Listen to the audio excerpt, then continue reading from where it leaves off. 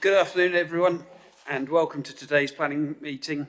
My name is Councillor Charlie Marks, and I am the Vice Chair of the Planning Committee and will be chairing today's meeting. Welcome also to those members of the press and public who are joining us via the live stream.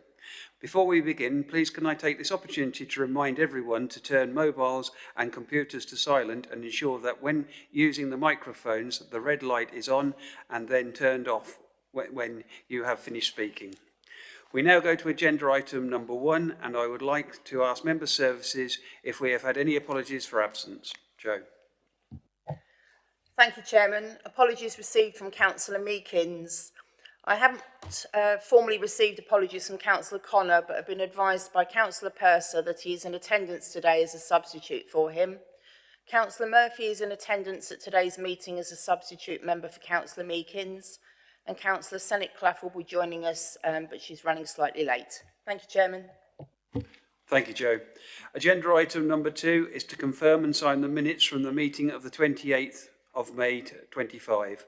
Do I have a proposer to approve the minutes of the 28th of May 2025? Councillor French. Thank you. Do I have a seconder? Councillor Purser. Does any member have any comments to make on the minutes? Please raise your hand. No? Okay, thank you. Can I have a show of hands to approve the minutes of the 28th of May 2025? That's unanimous, thank you. Minutes are agreed. We now go to agenda item number 3, which is urgent items. There are none. However, agenda item number 8, FYR 250251 PIP, has been withdrawn. Agenda item number 4 is declarations of interest. Member services will now go to each councillor in turn, and can you please state if you have anything to declare in relation to any of the agenda items. Over to you, Jo. Thank you, Chairman. Councillor Benny. Thank you, Jo. Just two things this afternoon. Morton Hall have got an application here today, and I know Matthew Hall. He's done work for me before, and I've worked with him with Chatteris Town Council projects as well. And item 9, I know the applicant, it's Councillor John Clark. I don't associate with Councillor Clark other than through the council, and I will approach this in an open mind. Thank you. Can I have a show of hands, members, as I believe you all know Councillor John Clark. Is that an en-bloc declaration? Councillor Mrs French. Member of March Town Council, don't discuss any applications at the Town Council. Also, I'm a member of 10 drainage boards. Thank you. Councillor Gershner. Thank you. A member of Woodsley Town Council. I occasionally attend planning meetings. However, there are no items on the agenda to which I attended any planning meetings. Thank you. Thank you. Councillor Marks. Thank you. Member of Mainly Parish Council and also attend Chatteris Town Council, however take no part in either planning issues there. And on item number 6, the applicant is known to me via business, so I will be stepping back, and I would ask that Councillor Benny chair this part of the meeting. Thank you. Councillor Murphy. Yes, thank you. I attend Chatteris Town Council but take no part in the planning. I also know Matthew Hall as the agent from his working with the Chatteris Town Council and other different things in Chatteris. Councillor Purser.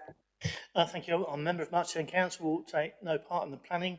Also, obviously, with Councillor John Clark, he's the same ward councillor as myself, but we don't socialise, don't have anything to do with each other as such. But also, Mr Matthew Hall is currently doing work for me, but I should still keep an open mind on that particular application, so it's not a problem as far as I'm concerned.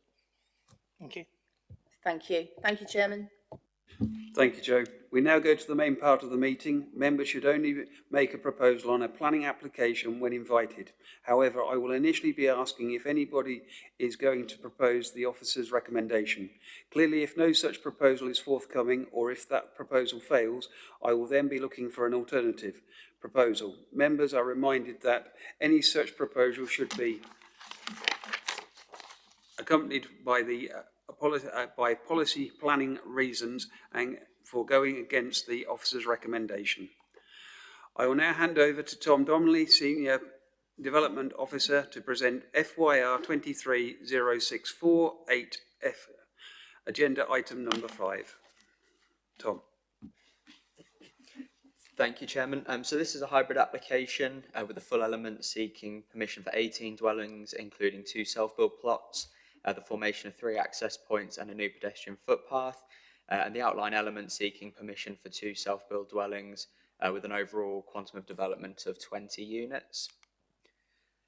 The location plan and aerial photo identify residential development on the opposite side of Coates Road and immediately to the east of the site. The development to the east is known as Minuet Paddock and was built out by the same applicant as this application. And the land to the south and west is generally characterised by open countryside with the sight line between Coates to the east and Eastry to the west. The site benefits from an extant outline planning permission for 20 units with the approved indicative site plan shown on screen. The decision on this application was issued in October 2024 following the completion of the Section 106 agreement for that application. We have the proposed site plan for this application, identifying 4 properties fronting onto Coates Road, either side of the central spine road serving the site. Plots 4 and 5 on the western side of the site are the self-build plots for which outline permission is sought, with the remaining 18 units supported by detailed plans. There's an area of informal open space and wildflower meadow provided along the western boundary of the site, which provides a buffer between the built form and open countryside in this location. And we also have some proposed street scene elevations. So the top image there is the elevation from Coates Road, shown in the context of Minuet Paddock to the east, identifying a consistent height of development fronting onto the highway. And the elevations as a whole show a mix of single-storey, 2-storey and 2.5-storey dwellings throughout the site.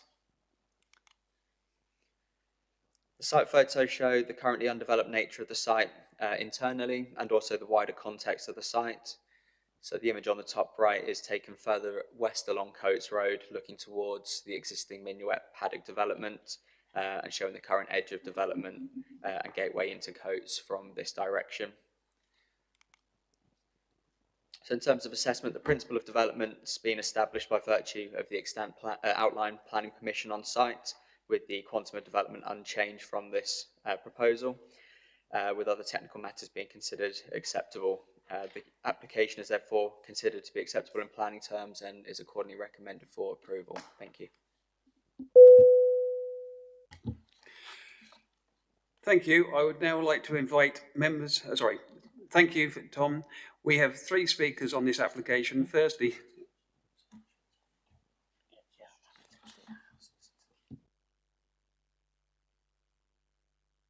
certainly, sorry. Yeah, thank you, Chair. I think I've met most of the committee before, but Victoria Sale, I'm a solicitor at Brown Jacobson. I act as solicitor to the committee at times. I just wanted to clarify a couple of points, particularly around the habitats considerations and the relationship with Natural England before we kind of move on to ask questions and debate the application. Obviously, the council is subject to a duty to consider the impact of the development on 2 special protection areas, which are close to the application site, or not, though not within it, as commonly known as a Habitats Regulations Assessment, HRA. I know members of the committee will have come across them before. The applicant has commissioned a shadow Habitats Regulations Assessment, and they submitted that to the council, and the council then shared that with Natural England in its capacity as statutory consultee. I think the applicant would take the view that that shadow habitats regulations assessment shows that this development would not have an adverse effect on either of the adjacent or nearby, not adjacent SPAs. But Natural England appears to have taken a slightly different view. Natural England is of the view presently that more information is needed for the council to be fully satisfied that the application won't have an adverse effect on these 2 SPAs. So I just thought committee might benefit from a little bit of advice and explanation around that, that issue particularly before you come on to consider the application. I suppose the first thing to say is Natural England is a statutory consultee, and members of the committee and the committee as a whole are therefore subject to a duty to have regard to Natural England's advice. Given Natural England's particular specialisms in habitats and species and in nature conservation more generally, you know, you should show reasonable deference to their opinion, and I think the test is that you're required to afford considerable weight to Natural England's advice, and so when you're weighing this matter in the balance, then considerable weight should be attached to their advice. Nevertheless, the decision is not Natural England's, the decision is for the committee to make, and you are entitled to depart from Natural England's advice. The only requirement from a legal perspective is that you have what are called cogent and compelling reasons for doing so.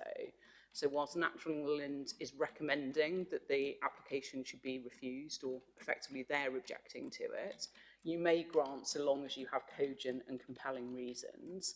And I just wanted to touch a little bit on what those cogent and compelling reasons might be in light of some very recent case law on fallback applications and how you consider those. I'm aware that there was the 2024 outline permission granted for a similar scheme on this application site. And it might be tempting, therefore, to treat that as establishing the principle of development on this site. And I think to a certain extent it does. But I just wanted to draw members' attention to a recent Court of Appeal case called CG Fry, which was handed down only very recently, and I should say is still subject to a pending appeal in the Supreme Court. So the next time I'm here, this position may have changed again, I'm afraid. But what the Court of Appeal said in that case was that where you have what you might consider a multi-stage consent, so where you have to go back for a consent and a subsequent consent and some further approval, which is really how our planning regime works, because you have your grant of full or outline planning permission, you might then have reserve matters approval, you might then have discharge of conditions, and so each of those steps is a kind of stage in the consenting process.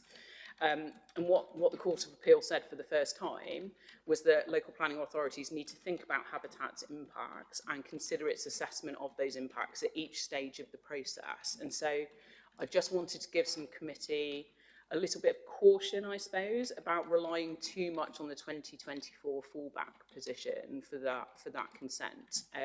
That has been granted an outline, but reserve matters haven't been approved and conditions haven't been discharged. And so I think you couldn't necessarily assume that development could be built out without the same issues Natural England are warning of in respect of this application occurring. And so I think, therefore, whilst you might have other reasons for departing from Natural England's view, and the committee is entitled to consider those reasons and take that view, I suppose I would just caution that I don't think that 2024 permission should be treated as one. I think that that might be legally unsound.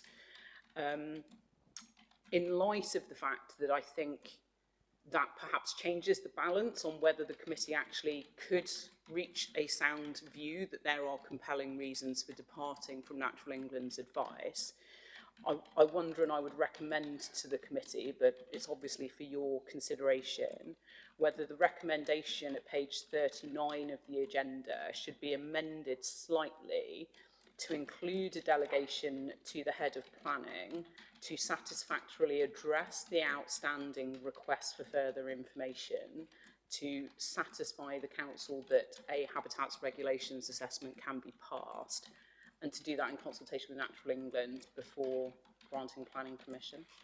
I'm conscious I said that very wordily, so let me try and say that again in a simpler way for members of the committee. I apologise. So my recommendation is that the recommendation at page 39 of the agenda be amended to include a delegation to the head of planning to satisfactorily address the requirements under the habitats regulations before granting planning permission. And I think that approach allows committee to make a decision on the application, to resolve to grant on the planning merits if you wish to, but avoids the risk that Natural England the committee in granting today in opposition to Natural England's advice might be straying into the territory of legal risk and judicial review risk. But I'll leave it now to the committee. Thank you, Chair. Thank you to our legal officer. Sorry, I was a bit taken aback there. I wasn't expecting that at this point in time. Anyway, no, that's fine. So we now have three speakers on this application. Firstly, I would like to invite Roman Felsky, who is speaking in support of the application to make his presentation to the committee. As there are 2 people speaking in support of the application, you have 2.5 minutes in which to make your presentation. Oh, thank you for allowing me to come to the meeting to make my recommendation of approval for the planning permission. I've followed this for a number of years and all the history over it. I currently live in Coates. I've regularly took my daughter's dog for a walk around that area and other areas. I've never seen any sort of habitat in that particular area. Previously, I lived at Whittlesea, where there's a development was going to be built, and that had even more reason to be turned down on planning, but it was subsequently approved, and that did have different habitats in there. There was wildfowl, there was all sorts in that field, and so I don't see that as a reason where they're saying look at Natural England, look at it again. The locals will tell you there is nothing in that field, and there never has been. I've got an interest because I'm looking to buy a plot of land on that site, subject to your permission today, and a self-build one where I hope to employ local tradesmen around the area. So not with these high density, high build ones that are certainly going on. So I'm looking for quality craftsmanship. A bit like what they've got on phase 1 there, which that's outstanding compared to anything else within the area, the sort of properties and how they're laid out. So I hope with that you'll accept the approval of the current planning application. Thank you. If you'd like to stay seated. I would now like to invite members to put questions to Mr. Felinsky. If you would like to ask a question, please could you raise your hand?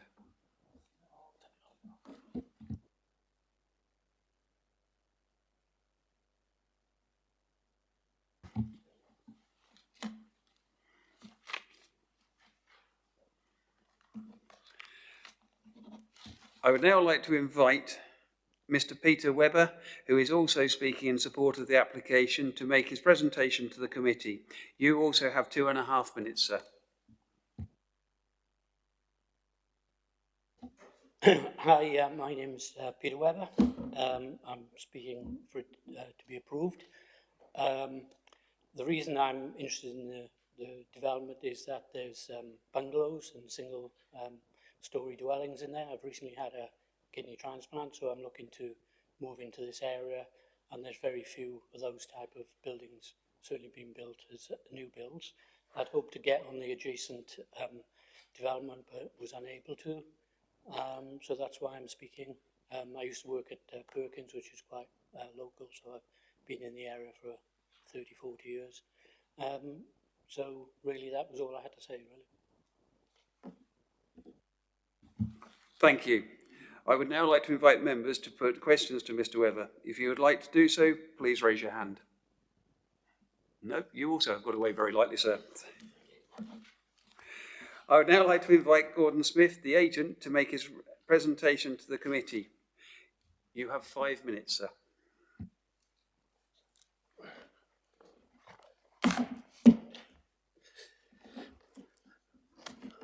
Is that working? Good, thank you.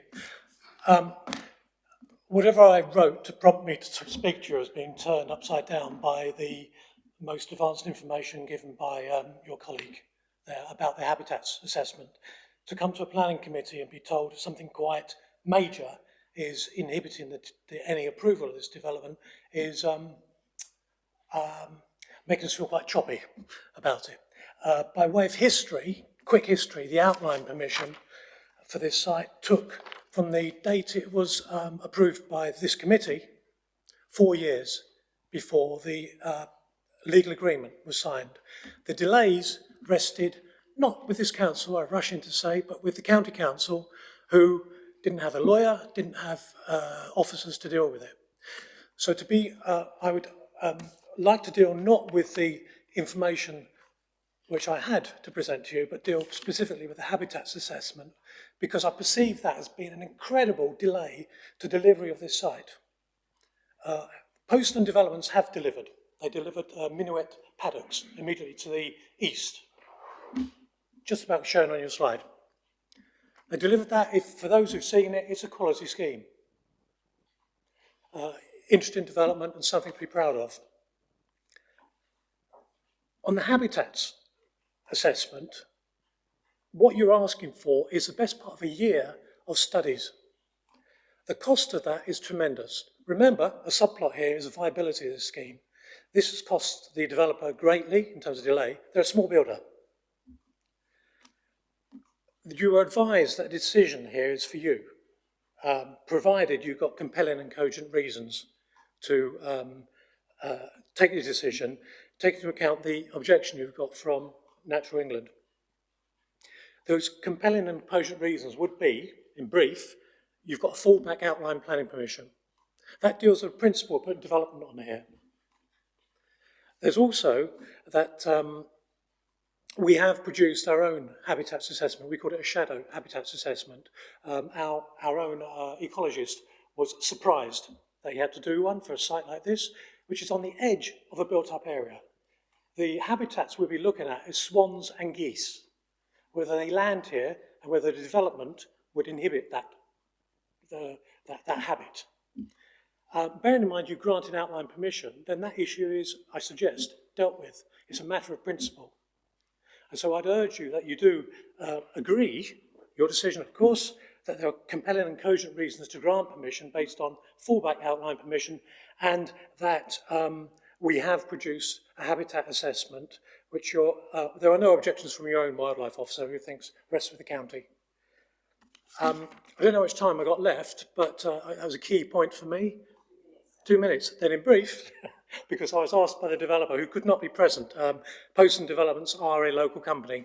They're based in Coates. They operate in Fenland and South Lincolnshire.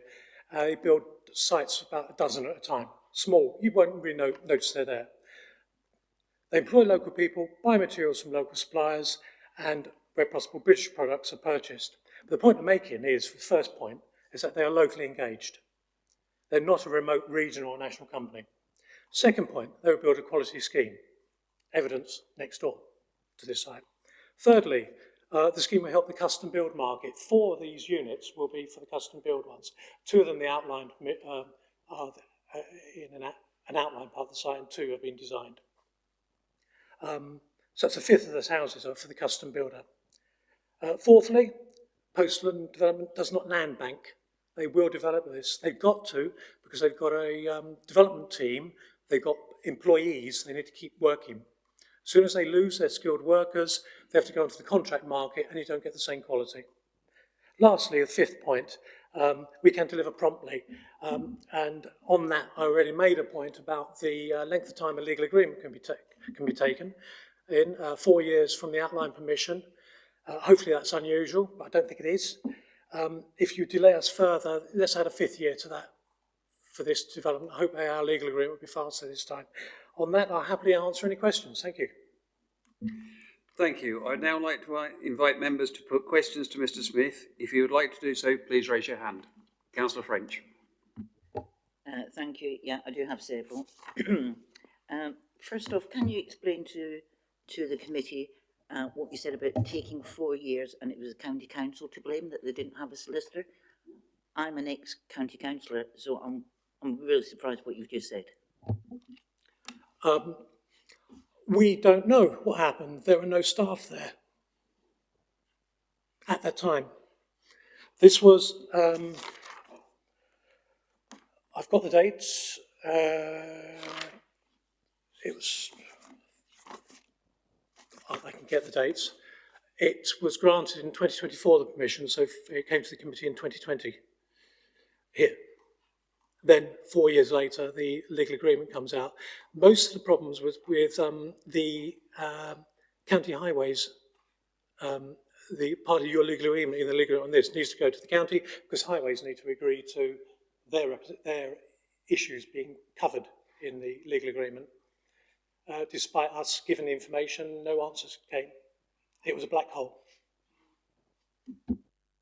Thank you. I'm still baffled, having been a county councillor for 8 years, and to say there's no staff. I can assure you there's plenty of staff and plenty of legal staff as well.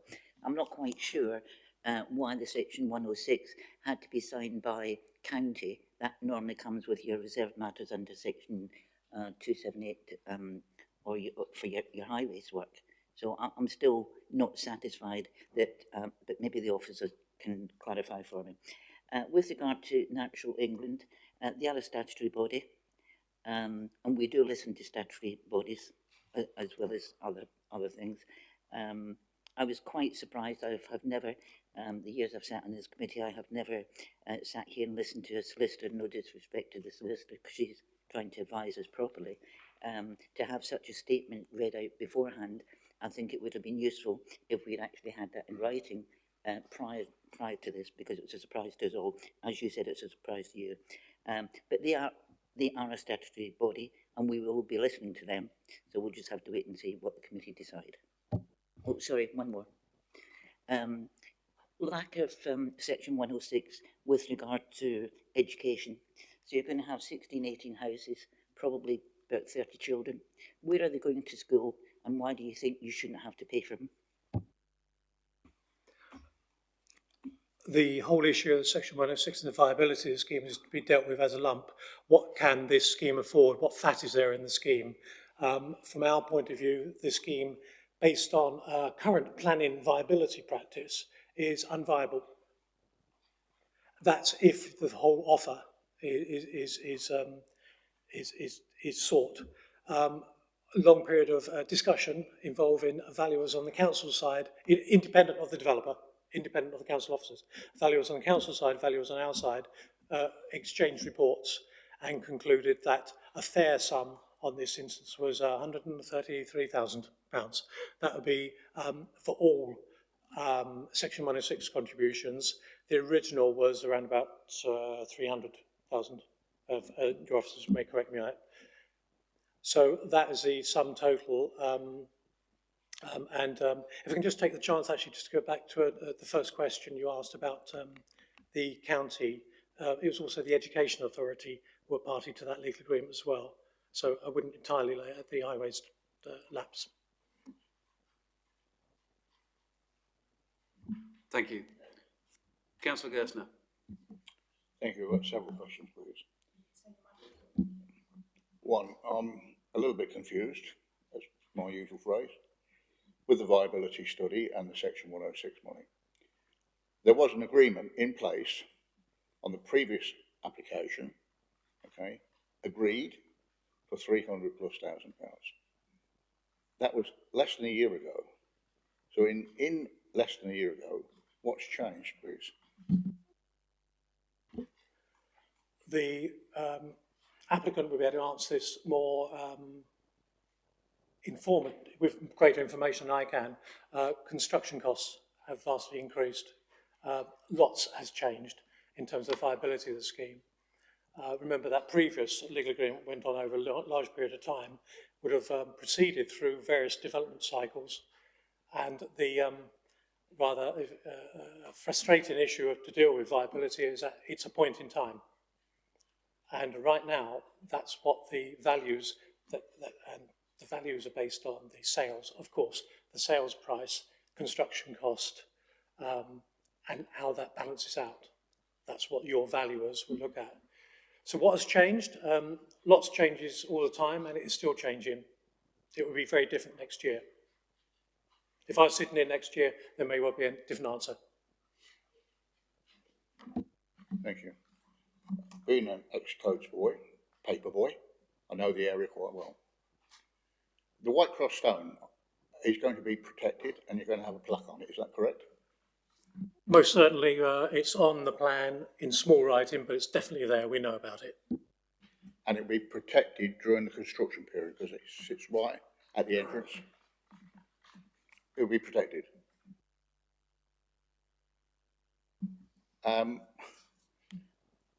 Not material issue in this case. There was some difficulty in selling some of the phase 1 housing. The difficulty on selling often depends on the price. The prices anticipated for this site have now dropped from the first developer assessment. So prices do change all the time. Right now, based on their experience on other similar sites elsewhere, they have dropped their prices by approximately 10%. Okay, thank you very much for the answers. Thank you. Councillor Benny. Good afternoon. But Councillor French, rather surprised with the information we'd been given very last minute.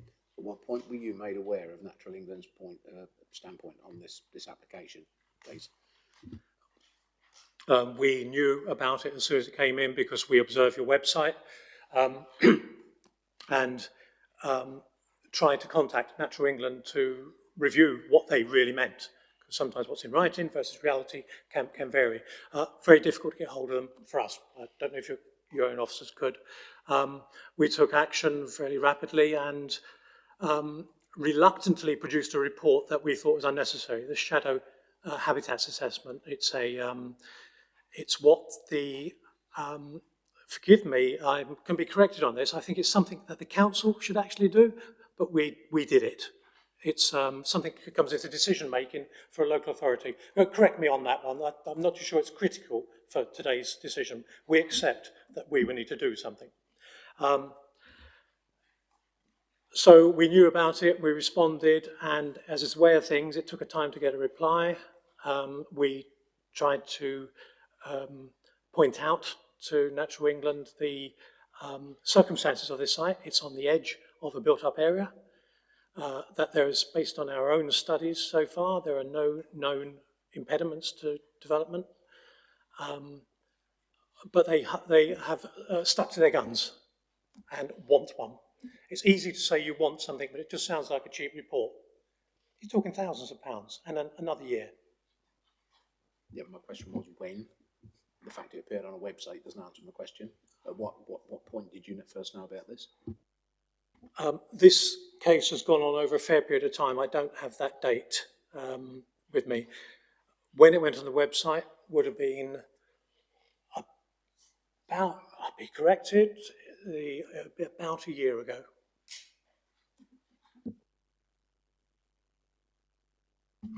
Thank you. Can we move on to the highways on the site itself? It's not going to be adopted.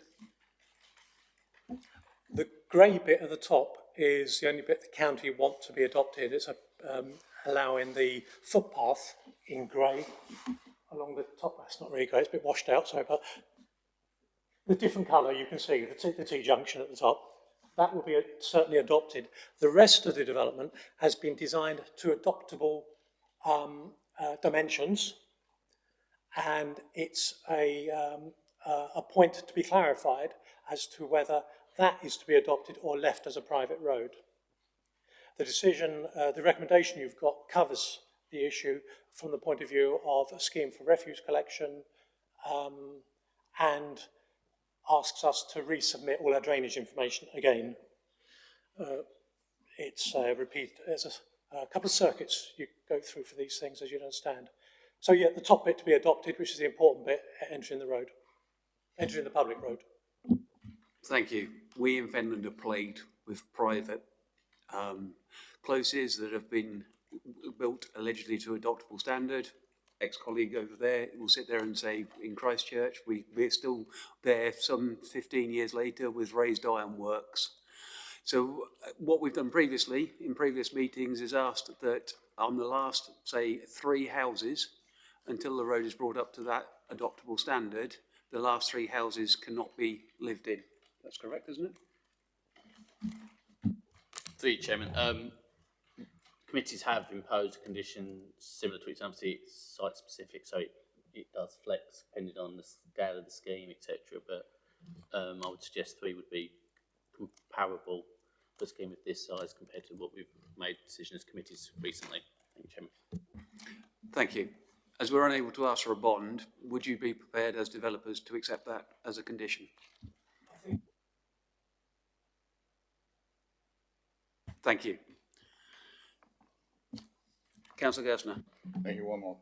Going on what Chairman Councillor Mark said. You're aware that the A605 is a very busy road, extremely busy road, with HGVs and quite a lot of traffic down there, and that traffic is increasing by the day.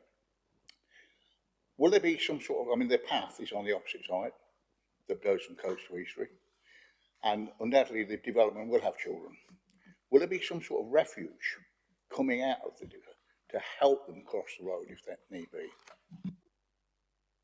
Refuge users in themselves can sometimes be a hazard, an island in the middle of the road, etc., something to bash into. Over to the highways, they will look in detail at any precise geometry for the road that needs to be altered. What we know at the moment is that we are probably into having to relocate the speed limit sign.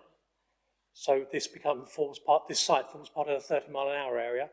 That's fine. But in terms of major crossings, islands and all that, that's never been discussed, I think because of the nature of the road here. No, I accept that. I'm not talking about a major crossing. I said a small refuge where they can stand. It's got quite a good display. They can see either way. But the concern is that if there's no refuge at the end of the road for them to cross over, then that could be of concern. If I may, I think you just need to observe current behaviour down there with the 14 house site next door, and having sat there for a long time at busy times, yes, people do want to turn right, but the visibility is such that people see that vehicle. It's clear visibility. Over to highways, on looking at this, they are well versed in doing whatever they can to improve safety. I don't think it's necessarily for this council to instruct on that, other than to raise it as an issue for the county to scrutinise. Okay, thank you very much. Thank you. On construction, obviously very busy road. One of the things we do numerously ask for is a road sweeper from day one. Will that be able to be put in place? Road sweeper? Yes, these things are readily hired. It's never been a problem. Were the issue to arise, we would be compelled to build a hard stand-in, probably equivalent to that you see on the plan behind you, extended into that, which would be a drop zone for debris. So that's the bit of road we have to clean, not the public highway. So there may be different ways of playing this. If there is debris on the road, then the county highways can compel us to clean it up under their powers. We would hope you would clean it up before highways get involved and have a sweeper on site from day one. We have had numerous sites where we've had mud out on the road and numerous issues, so we would request that being part of this application. Secondly, just moving back to Natural England's comments. I take it the developer is the same developer who did the development next door? Correct. Did Natural England actually respond at that point regarding that site for what they're requesting now? No. Thank you. Any further questions? Thank you very much. I would now like to invite members to put questions to officers.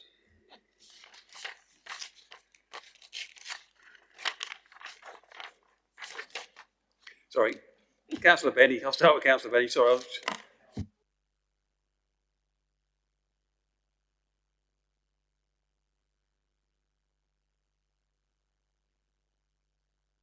Sorry, I've sat here for 20 odd years and I'm absolutely gobsmacked what we've just heard with regard to blaming people. Question to officers, maybe officers can give me a straightforward answer. Why has it taken 4 years for a Section 106? As the head of planning knows, I'm always chasing Section 106s, but I've never known one to take 4 years. And I don't accept it was county council officers not in place. And I've got a couple of questions. Through you, Chairman. I think, firstly, probably point out that it's not actually material to the determination of the application that's in front of committee today. It relates back to the previous application on the site. However, I think for clarity, the 106 agreement did take an inordinately long period of time. There were delays at the county council's end in terms of their legal team sort of turning around the agreement. I think, however, it's also fair to say that there were some delays on the applicant side as well. So I think it's perhaps unfair to completely attribute the blame for that delay to the county council.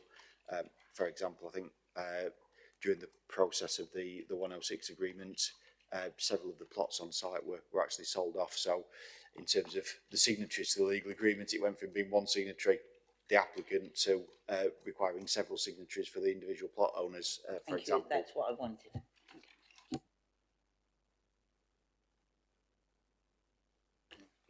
Yeah. I haven't been here as long as Councillor French, but I have been here for some time. We've never had a legal warning like this before, put before us. And listening to the agent, we have had that there is, this was a year ago now. I put faith in the officers we have here, and we do get sometimes maybe incomplete applications with minor issues, but something like this is quite a major thing from what we've been told. The fact that it's come forward to us today, I feel that the officers would not have sent us an application with a major fault in there. What is your take on this, and can a decision be reached today with the amendment to the wording as suggested by the legal officer, and to pass or to make that a condition of, or get the wording right from the head of planning, so we can make a decision on this today? I mean, as with all legal advice, no disrespect, you only give advice. It's up to the individuals whether you take any notice of it or not, or whether you give weight to that. That is how legal work works. If you get it wrong, then the lawyers make even more money, because they then charge you to put the fate right. So I don't want to put the council in that position. From an officer's perspective, you've obviously looked at this, you've had this here for some time. What is your take on this? I feel this is quite, obviously it was quite explained in detail, and well explained, may I say. But how do you feel this affects does this change your recommendation on this application? Does that still come with a recommendation to approve? Through you, Chairman, as explained by the legal officer, this is a relatively new piece of case law, relatively new decision. It was the legal officer that raised this with us. I'll be honest, I think if we're going to, if we're aware of this for the agenda of publishing, it won't be on the agenda. I would be very reluctant for members to grant this as the recommendation. In relation to delegating the decision to officers, at the end of the day, this is delegated at the moment, or proposed to be, in relation to Section 106. Hopefully not 4 years, but there will still be a time, if members were to grant it today, for the decision to actually be issued. We would envisage that these could run in tandem with the additional information required. It's important to note that it isn't necessarily an objection that it's regarding lack of information, lack of engagement. We as a committee can be confident that there is a potential to overcome this. If there wasn't, the recommendation would be that unfortunately this can't be overcome, this should be a reason for refusal. But if we feel there is some level of safety in moving it forward, it is within the members' gift to delegate this issue to officers to be resolved prior to determination. There isn't a risk, and it wouldn't be an unreasonable approach to dealing with the application, would be my suggestion. So your recommendation still stands to grant the application, so long as we delegate you the authority to make sure, in effect, the paperwork trail is completed and right. Then that's good. Okay. Yeah, the other bits I'll do when we come to the committee, I think. I just feel that this is quite a big thing to have dropped on us as a committee as a last minute. We have no prior notification of this whatsoever, but it does quite a significance. And also because there's an appeal on this decision as well, that could just be thrown out, or that could be upheld. That could go either way. And if that is hanging in the balance, this is. But the wheels of democracy should not stop because of an appeal case, nor does it.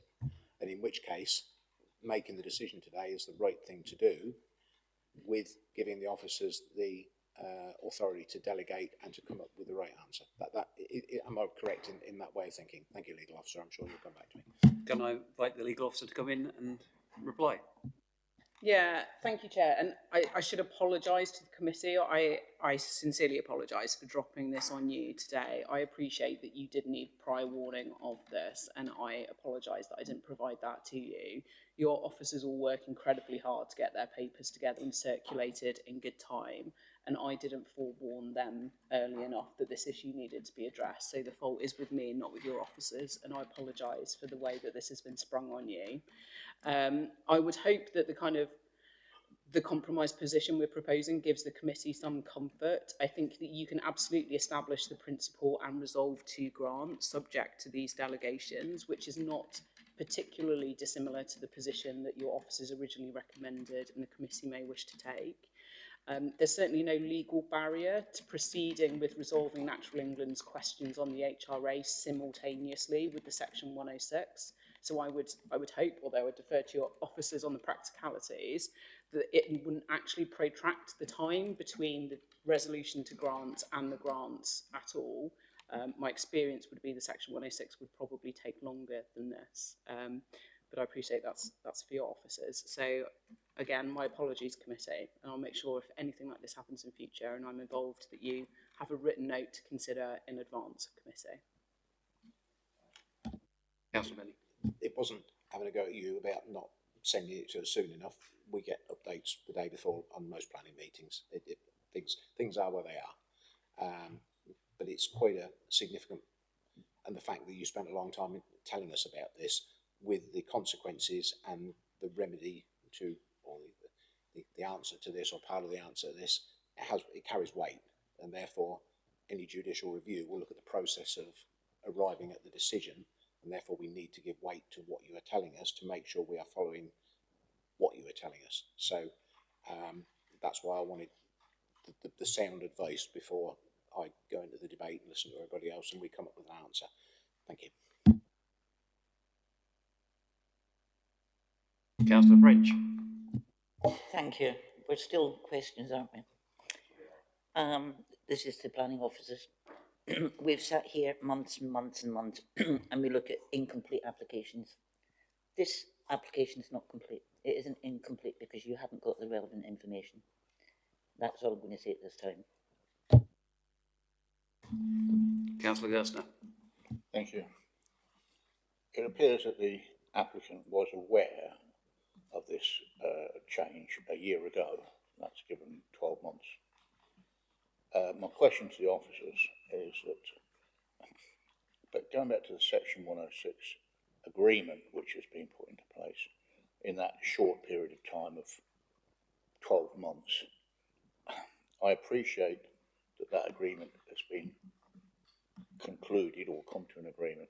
It's just I'm uncomfortable with developments like this, not just this applicant but other applicants come along all of a sudden with a viability concern. These are high-end developments. They are good high-end development. The developer does have a good name, and they do and can fetch a premium price for house prices in Coates. They are not the most expensive in Coates, but they are in the Premier Division, and as such I would have thought that it would have attracted, especially on the education side of things, a lot more 106 money. Was that a question? Yeah, to you, Chairman. Obviously, the policies set within the local plan require affordable housing, infrastructure contributions such as highways, NHS, education, etc. And we work with statutory consultees, our own internal departments, etc., to understand what the need is. Planning requires, at the starting point, that an application should wash its own face in relation to harm from matters such as education, just to use the one you made specific reference to. Unfortunately, as all members know, Fenland does struggle with viability. Viability is a material consideration in the determination of plan application. It's important to know, I think, the previous permission wouldn't have been policy compliant per se in relation to every aspect, would it have been? But in respect of, they've come forward with a viability report as this application, stating that there is only a certain amount of excess money that is to be shared out. This report stated a figure. It was independently appraised. The applicant said it's by our viability consultant, and for clarity, it isn't our viability consultant. It's an independently appraised, and then us, the council, take the advice to a certain extent as given. It's not our consultant. This required an uplift in the figure that was offered because the consultant found that there was more money than had originally been stated. However, it is significantly short. As the officer's report explains, our recommendation is that taking into account the planning history, the provision of dwellings, viability, that the shortfall in policy is acceptable. But as I've said before with members, viability is a material consideration, and if members think that this is an issue, they do have the gift to refuse it, in that if we can demonstrate harm. The NHS consultation response clearly explains why they need their contribution. Education is normally a little bit more difficult because there's, to some extent, is an Excel spreadsheet and they give you a figure. And if members were to refuse it, we would have to work very hard with education for evidence. But in the round, if there's a shortage of under provision of affordable housing as well, if members are not happy with that, that can be a reason for refusal. The officer's report explains why it isn't for our recommendation, but as always, members, it's in your gift if you wish to come to a different planning balance on that consideration. This isn't a black and white issue. It is to use Councillor Beddy's term, a grey issue. Thank you, Chairman. Thank you for that. I just wanted to hear it from yourself. I've read the paperwork and I've seen the calculations, okay? I just wanted to explain it to the committee as well, so thank you. Councillor French.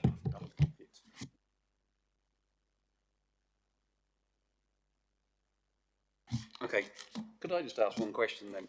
I've done the quick maths calculation here, and we seem to be £200,000 short on the 106 money. So we've gone from virtually 350,000 down to 133. When we were listening to what the agent said, some of the properties I believe have already been sold. Some of so would that have been taken into consideration at the time when doing the viability? Because obviously, if people are already buying these, there's got to be viability in the price they've been asking.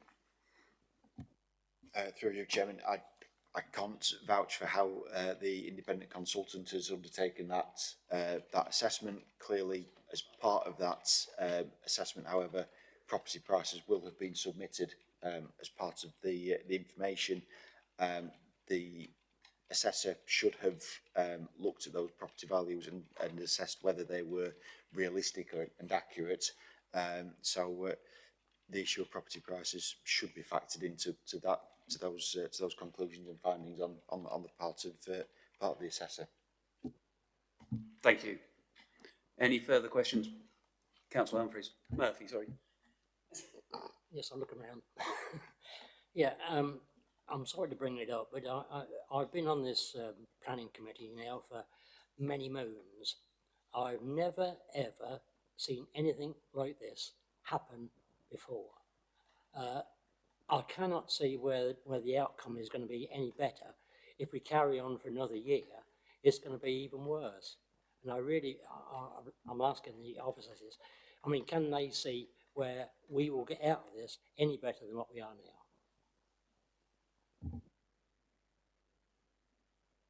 now? Through you, Chairman, I think as the applicant's agent indicated, viability is a snapshot in time, and nobody can perhaps necessarily predict the future. I think all the committee can base its decision upon is the information that's been submitted, the assessment that's been undertaken at that stage, and that's kind of what's got to be accepted, really. As I say, that nobody can sort of second guess what may or may not happen in the future in terms of build cost, property prices, etc. So in other words, we'll be a lot better accepting it now than we will be in a year's time. Dear Chairman, for clarity, we don't know. Because what I will say for personal experience, and this is anecdotal, is in my previous authority, more new houses that were built, viability, the benchmarking that was used pushed up the standard value of housing. So actually, as time went on, the benchmarking for the value of a property in the district went up. So it's not simple. So actually, on paper, even though build costs went up, the value of the properties went up at a quicker rate of the benchmark. So it's not as simple as that. So that completely went against what you'd assume, but I wouldn't want to say that would definitely happen here either. It is what it is, sort of thing. Thank you, Chairman. Councillor Benny. Thank you, Chairman. Talking a lot about viability today. Yeah, some of what I think I know, I don't always know everything. I don't know things at all, really. Some of the things go back quite some time, but viability, I just typed in the search engine here, challenging 106 agreements, and there is a whole, nearly the 8 out of 10 are legal professional firms that will challenge your viability. There is companies that make a living out of challenging these, which comes back to cost again, and local authorities know that there can be legal challenges to these. If you do a 106 agreement, they can be challenged, and the viability, if it is not a viable site and it can't make, I think it was 12% profit, was at one point, is it the 17, 12? There was a figure, a fairly low figure. Builders should do better than that, really. But if they can't borrow the money, and therefore they can't build.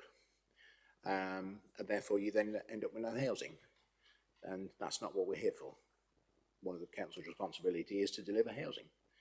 So that's part of your viability. And also we had inflation at 10% over the last, probably 2 years, out of the last 4 or 5. And house prices haven't gone up to match that level of inflation. They've come down. So you've then got the fact that your house prices haven't gone up to match the viability that's there. Your build costs have gone through the roof. Your materials have more or less doubled. Certainly wood and timber did for a while. Wood and steel did for a while. And that crunches that number right down. And if the numbers don't work and we go against it, we end up with a challenge, a legal challenge. And there's a wealth of lawyers coming up on my screen here that will challenge that for you. So as a council, we have to defend all our decisions as they come in. So we've got to be realistic in our expectations. In terms of the National Health Service, it is the National Health Service. And if people move here, they are moving from somewhere else in the country. That just means that's down to the NHS to move that service from one place to another to make that match. So to me, if the money isn't there for that, and that's down to central government to pay for that, it's not down to us. What's the question? Sorry? What's the question? Well, it could be worded into a question. I mean, is more or less what I'm saying, right? And also, there was also a point that land values, part of the viability calculation, used London land value as a benchmark for doing your viability report. I was told that. It was a long time ago, and I can't remember quite how it works. Is that right? Is what I'm saying fairly right? Because that is pretty much my understanding there. Over to you. Through Chairman, I'm going to be honest, I'll pretty much say no on all of it. Okay. To some extent. Some yes, but the key points I'd say no. My understanding, as I'm not 100% familiar and intimate with this viability, but normally it is the government published figures that are used, and they reflect each district for viability. So that's on the land values, so that'd be like whether it was greenfield, etc. Yeah. And then, as I said, we use base figures normally for a sort of a benchmark for the value of the properties in that area. So that is reflective into the viability statement. So it isn't London land values used. In relation to your point regarding challenge, it wouldn't be a legal challenge. What I would guess is that when you're Googling, is that the companies are willing to do these viability reports and things like that. If members refused based around viability, or the council refuses based around viability, obviously that would be an appeal rather than a legal challenge. What that comes down to with all things is evidence.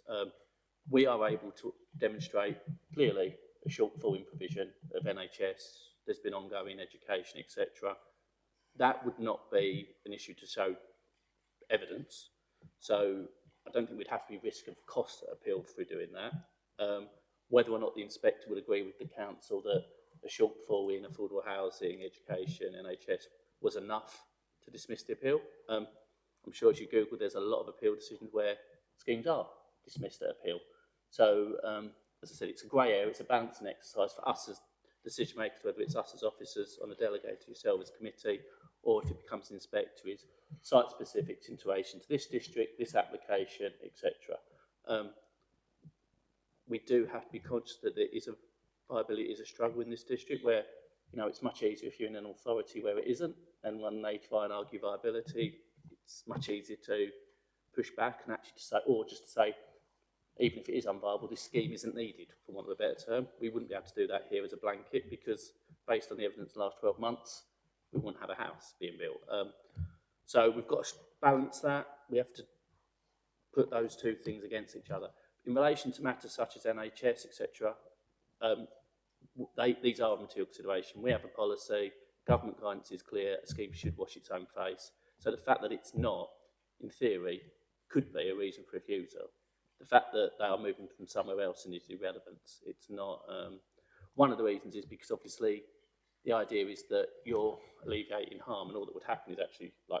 So if you look at the NHS consultation, I think it says there's 2 NHS practices that this scheme would be in close proximity, and they would they're already at capacity. So obviously putting additional houses in this area, and if people move outside of that radius, you're putting more people who are going to have to struggle or not even be able to get access to a doctor. Where obviously, although they're moving from somewhere else, that won't solve the problem of this GP practice or that GP practice. So it is a material consideration. There is harm. The officers have done an assessment and said that that doesn't warrant a reason for refusal, but it is a material consideration for the committee, and it is a responsibility of the applicant to wash its own face as a starting point. And then we move on to material considerations, unless terminate in accordance with the event plan as material considerations indicate otherwise. Thank you, Chairman. Yeah. That differs slightly to what your predecessor told us. I'm fairly sure I've had training somewhere along the line that wouldn't disagree with what you say, probably interpret it in a slightly different way. Not really for this forum, but I think some training on 106 might be a good thing if we could have some on that. So so we're up to date and clear with where policies are and how this works, because certainly when I first came on the committee, which is several years ago now, it was if you turn it down on viability because you think you're not going to get enough, there will be a challenge and you will lose, and it will you end up with costs against the council, and it's a consideration, but it's a consideration like many others, and it's that melting pot of ideas. You come out with a balanced argument, or not argument, a balanced decision at the end of it. Thank you. I believe Lee would like to speak. Yeah, I just thought it'd be helpful to try and clarify the position. Viability is incredibly challenging in lots of places, particularly here. I do appreciate that. At the same time, committee will be aware that Fenland is a relatively positive position of having a 5-year housing land supply, and that does impact how you weigh viability along with other material considerations in the balance, because you can demonstrate 5-year housing land supply. The presumption in favour of sustainable development and the tilted balance doesn't apply. So you have more discretion probably here than many other authorities who can't demonstrate that 5-year housing land supply to weigh contributions to infrastructure, open space, services in the balance, in a fair and equal balance. And so the committee will, is entitled to and may weigh viability and the contribution towards mitigating the harm of the development against the benefits of the development. And that is a weighing exercise for the committee. And you have quite broad discretion to do that. I don't think we're in the territory here where the committee is at risk of kind of tipping into legal error. This is very much a matter of planning judgment, where so long as you don't act irrationally, which I'm sure you won't, you have a significant amount of discretion. I just thought on the issue of NHS contributions, I would just bring committee's attention to the fact there was a significant case, I think about 18 months ago, with NHS funding. And the position generally is that you're right, the NHS should fund its own revenue costs, and that is funded out of general taxation. And generally, Section 106 contributions or developer contributions shouldn't be sought towards NHS revenue costs and running costs. What is sometimes needed is delivery of physical infrastructure and capital expenditure. If you need a new GP practice to support a new community, the NHS should pay the doctors and nurses to work in the surgery and fund the medicines and bandages and everything else. But it's not unreasonable to ask a developer to make a contribution towards the capital cost of building a new GP practice, which the NHS will then take the costs of running. So I just thought that point might also be helpful, committee. Thank you. Councillor Benny. Thank you. That clarifies it. And I agree. Developers should pay for infrastructure. There are times when we've looked at this before, and as a committee we said we can't go against it because in the emerging local plan we had a viability report that came back and it said anything below the 47, £2,000 a unit. Above that, nothing to pay. And that was that I think is the most recent document that we've got in planning. And although that's not a live document in itself, the new plan, it is appearing in the paperwork. And if that is that certainly was one of the most recent pieces of paper when it looks at viability, that we were told you can't charge viability over that, and it's £2,000 a unit below the 47, which I think developers should pay. Very much so I do. But we then come back to this legal challenge again on viability. And, you know, I would love to be in a position to say, yes, I'd like some more out of this. I really would. But equally, we've got to balance that out against delivery of homes, which we also need. Okay, I'll shut up. Okay. Thank you. Would you like to respond? All I would just say is my understanding that you're right, there was a document around 5 years ago produced that looked into viability for the district. I think that was given material consideration at the time. It was contemporaneous. Obviously, as we've already discussed, 12 months is a long time in viability. That was 5 years ago now. Things have changed significantly, both in the world and within Fenland. We are no longer, we're now since November last year asking for site-specific viability on all applications when they challenge that. And, I don't think that old document, to a certain extent, needs to be really much of a material consideration in the round of a termination of application today. Thank you, Chair. Thank you. Any further question to officers? Nope. Okay, we'll move on. Thank you, everybody. I would like to now invite members to debate the item in respect of material planning considerations relevant to the application. If you would like to speak, please raise your hand. Councillor French.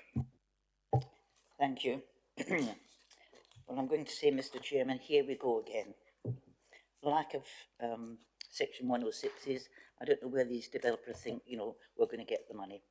There is a new, as most people know, there is a new infrastructure and plan reform on the horizon. I have listened to some of the discussions on this, and especially Angela Rayner, the Deputy Prime Minister. And this is one thing that they have highlighted repeatedly. Developers get their outline planning approvals, promise the world, and then when it comes to reserve matters or the full application, they backtrack. So that's all I'm going to say on 106. The agent did say it is up to highways to clean the road. No, it's not up to highways. I've sat here for years and years. It is up to the developer to clear the highways. And developers need to realise if they don't, they're going to get fined, because we as councils will push for them to be fined. The chairman's not here today, but him and I repeatedly have gone through various developments and had to get the highways involved to clean these roads. I'm not convinced I'm even going to support this yet. but I'll listen to members.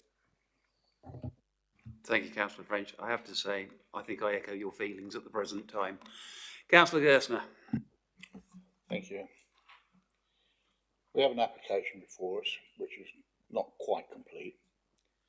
In all my life living in the area, I've never seen a swan or a goose in that field, ever.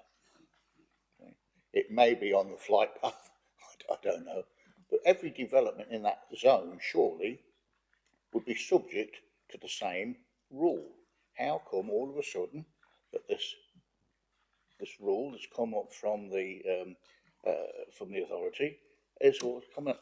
The site adjacent wasn't subject to it. You know, it's lack of consistency from them. Okay.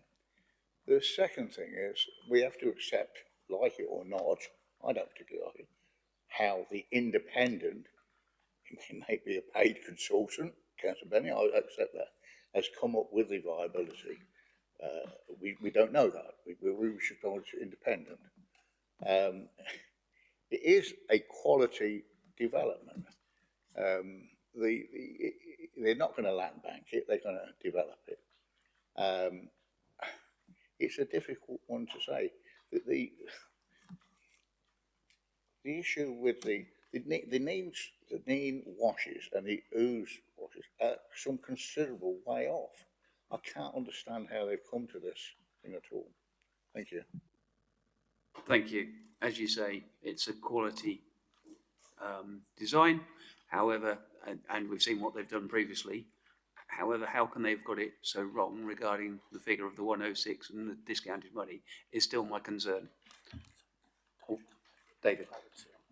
Sorry, Chairman, through you. I thought it was probably useful to perhaps come in and just answer Councillor Gerstner's semi-question almost around the goose and swan and the issue of consistency, etc., and how it's been applied elsewhere. So, I mean, this is sort of legislation that has really only come in over the last sort of few years. So some of the older permissions that have been granted, the older developments that have taken place weren't actually subject to that. And then some of the other applications that we've had in this vicinity, for example, the Dry Bread Road application that has come to committee sort of within the last 12 months, springs immediately to mind. There was a requirement for that assessment to be carried out, and that was done in that scenario. The complicating or the confusing factor here is obviously the site has got a planning permission in place. Set out in the officer report, it was considered that because of that fallback position, that effectively kind of superseded the request that Natural England had put in this case. However, as the legal officers explained, there is now this new emerging piece of case law that effectively sort of sets out that that's not the correct approach to take. So hopefully that explains a little bit about the wider context for that issue. Thank you. So what we're saying is that we get a proper report on, and if that report is done, it could delay the granting of the application. As the legal officer said, we can give powers to the head of planning to put that condition in place. So from the perspective of what we've been here today, and irrespective of the inconvenience to the applicant, we could pass this as we see it, except for issues around the 106 money, and put conditions in place to satisfy the Natural England. Thank you. Yeah, through you, Chairman. Sorry, I didn't mean to turn this into a sort of further question session. However, yeah, that is the recommendation that we're sort of looking to put in place, because we're not seeing, particularly given that some of the other sites, which are probably more closely related to the Neen washers, etc., that have been sort of dealt with in terms of this area of legislation. We're not seeing that there's anything here that's kind of a showstopper in terms of progressing this application. It's purely a case of getting the information to effectively address that issue, and we would be very much hoping that that information could be submitted to run concurrently with the legal agreement. So essentially there should be very limited further delays to actually being able to determine the application positively, should of course the committee resolve to grant the application this afternoon. Thank you, David. Councillor French. Thank you. On the other side, we could actually defer this application because it's incomplete.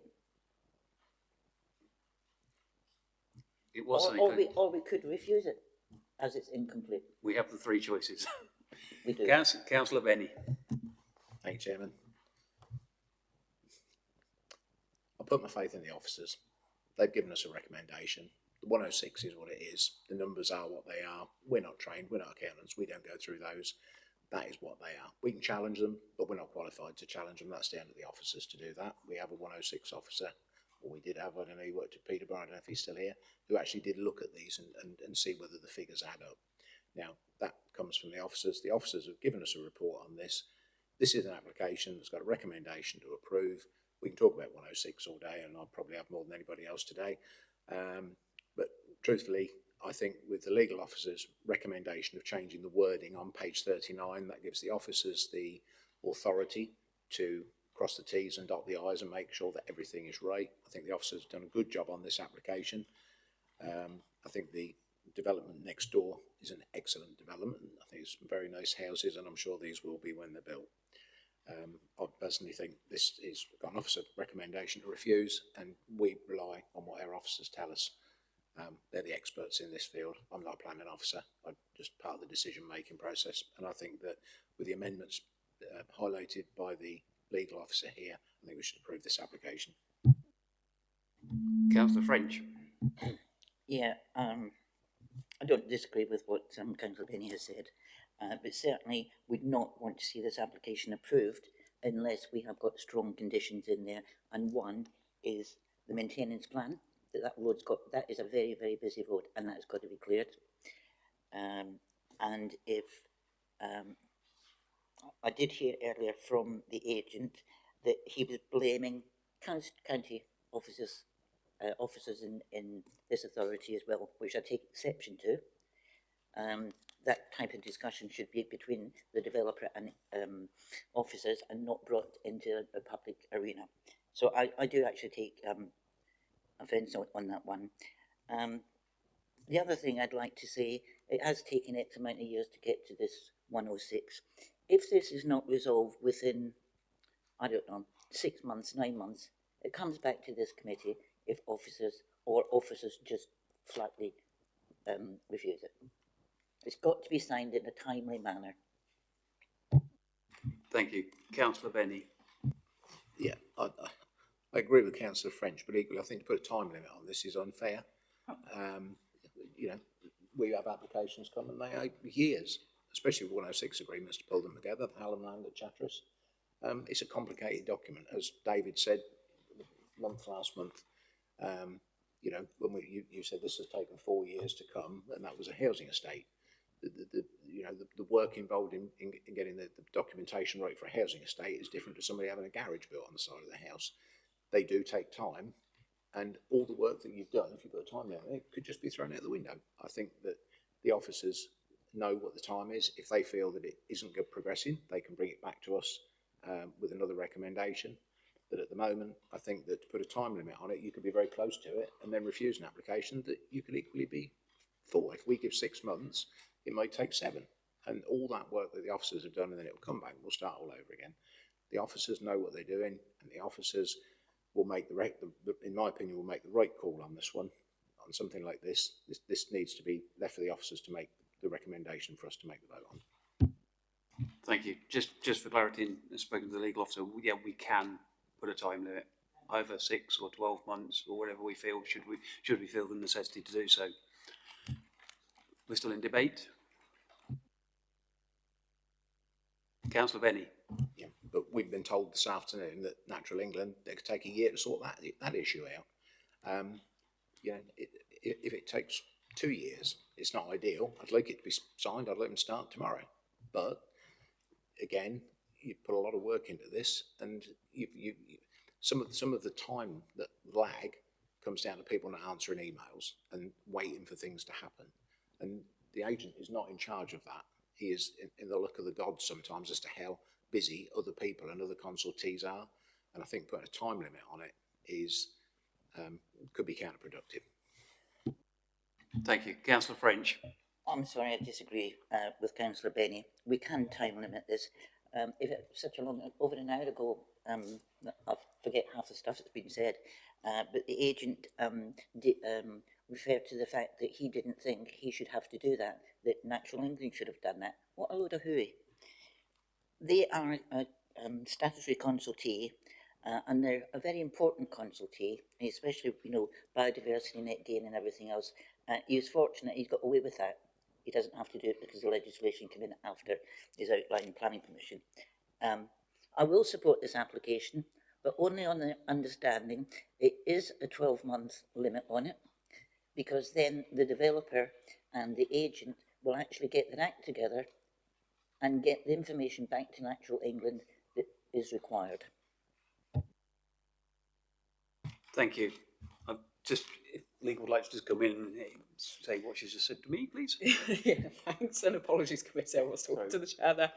Just in terms of time limits, so the committee can recommend that the delegations to officers are time limited and would expire after a certain period. It's within the committee's gift, and you're entitled to do that.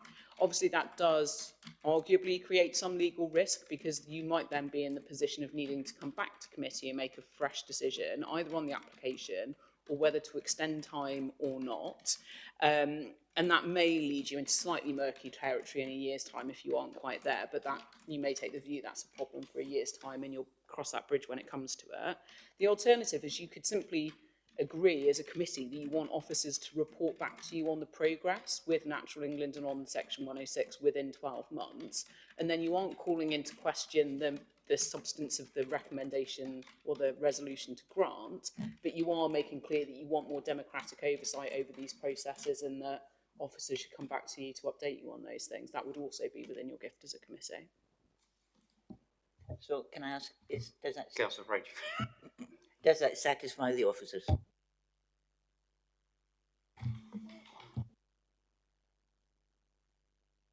Dear Chairman, if that's in the gift of the committee, you know, us officers, we're always happy to support the committee where we can. Thank you, Chairman. We have great faith in you. Any further debate? No, move on. Right. Thank you all members. Does any officer have any points of clarification?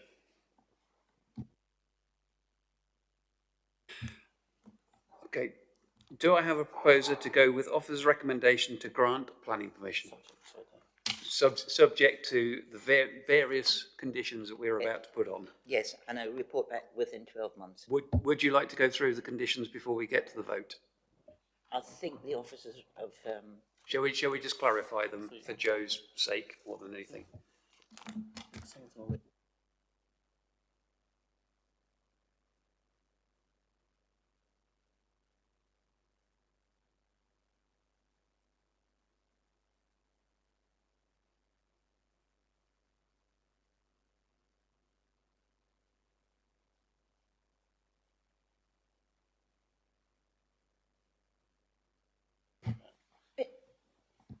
Mr. Chairman, yeah, can I suggest, I know we have done this before, and I have got my probity in planning guidance with me, that we actually have a 10-minute recess on this, and actually officers come up with the conditions that we want this. Now, I do know that this can be done.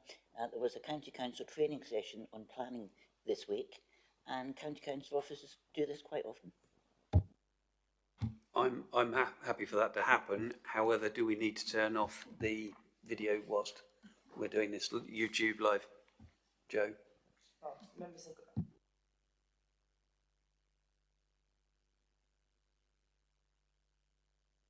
So we'll make sure you turn the microphones off, please, and... Can I just come back on that? Dear Chairman, my understanding is that it was only in relation to, basically construction environmental management plan, which there is a condition already suggested, so that would cover that issue, and to a certain extent the standard condition that we almost now approach in relation to doctoral standards for the road and access ways prior to the occupation of the three dwellings. So I don't think there's any more than that really to actually discuss. So in this instance, but I do agree with Councillor French's point that legally we can do that. But in this one, I'm not 100%. After a quick chat, I'm not sure if it's really necessary. I think we also need to get the wording correct for Natural England. So I think that is worth. That's why we would take this 10-minute recess, so we have the correct wording. Sorry, Councillor Senate Clough, although you're not part of this.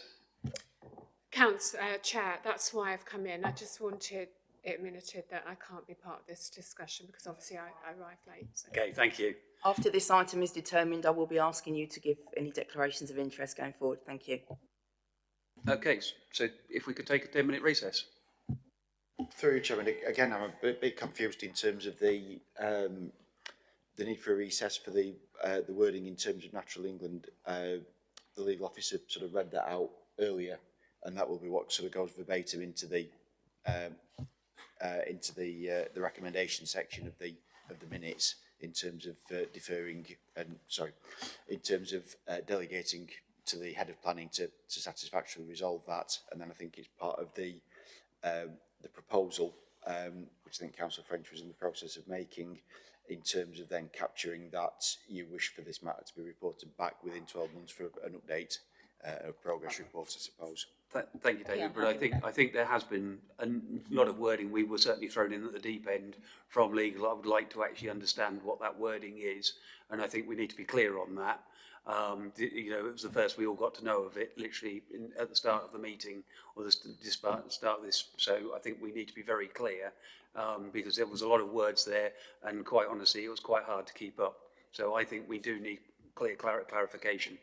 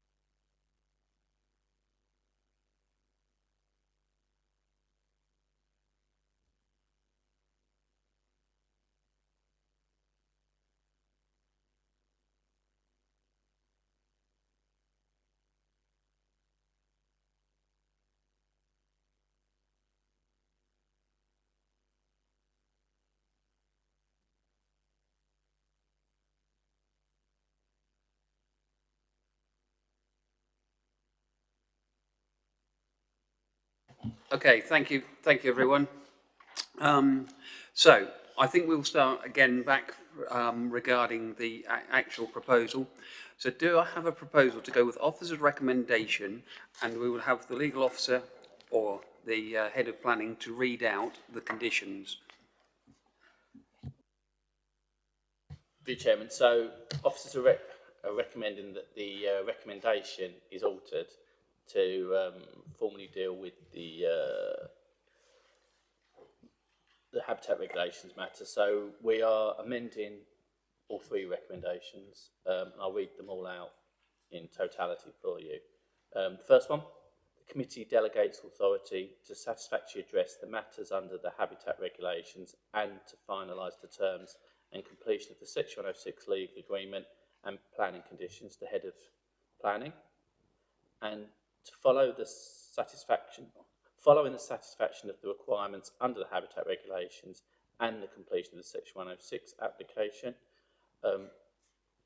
FYR 23-00648F, be approved, subject to the draft planning conditions set out below.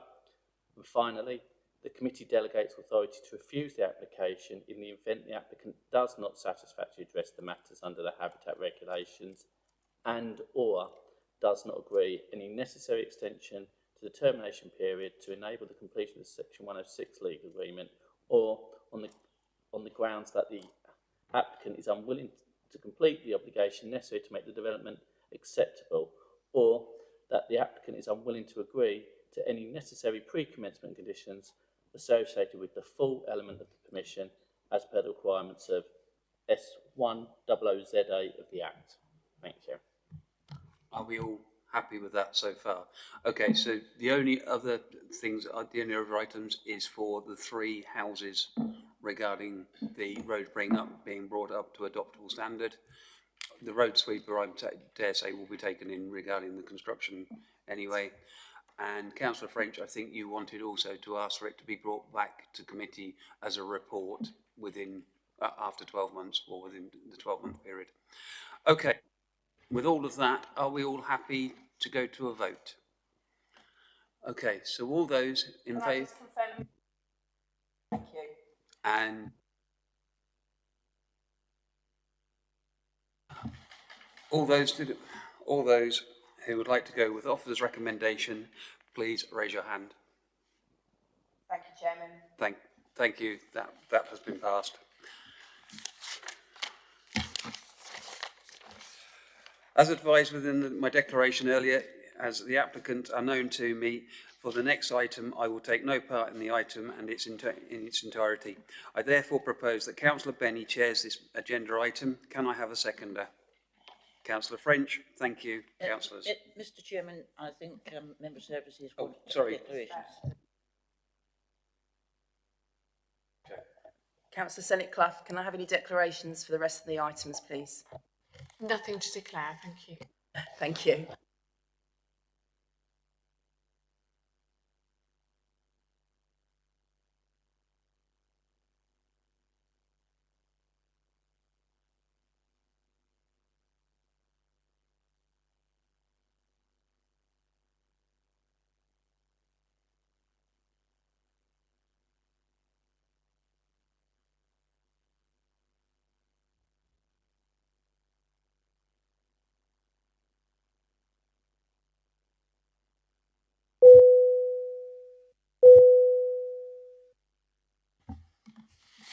Good afternoon, everybody. Right, we are looking at agenda item FYR 25-02380 outline application. I will now hand over to Tom Donnelly to present this item, agenda item 6. Thank you, Chairman. So this is an outline application for the erection of up to 6 dwellings, including the demolition of existing buildings on site. The aerial photo and location plan identifies the existing building and development on either side of the site, being generally set out in a linear fashion. The land immediately to the east of the application site has got permission in principle for the erection of up to 5 dwellings. We also have a wider aerial view illustrating the wider context of the site, which sort of serves to further reinforce the linear pattern of development existing on the northern side of Fallow Corner Drove, along with generous plot sizes for residential development in this location. An indicative site plan has been submitted in support of the application, which shows 2 properties fronting onto Fallow Corner Drove, with sort of minimal separation from the public highway, with the remaining plots extending away from the highway to the north of the site. The photos here identify the existing buildings and business on site, which is to be removed to facilitate the development. Photos show the buildings being set back within the site, and also the adjacent development also being set back within their plots. So the principle of development is considered to be broadly acceptable, with residential amenity, highway safety and biodiversity able to be suitably addressed at reserve matter stage. However, notwithstanding this, the backland nature of development and density that would be required to facilitate the 6 dwellings on site would be at odds with the prevailing pattern of development in the location. Further to this, the presence of dwellings in close proximity to the public highway would also be out of keeping with an area characterised by linear development set back from the highway. And the site is also located predominantly within flood zone 3, with little chance for development to be located on the areas of the site within flood zone 1. It's being considered by officers that the proposal would fail to satisfy the sequential test by virtue of alternative sites available that would be, being considered reasonably available, and also considered to fail the exception test, as the benefits are not considered to outweigh the harm caused by the development in this regard. So it's therefore considered the proposal as unacceptable in planning terms and is accordingly recommended for refusal. Thank you.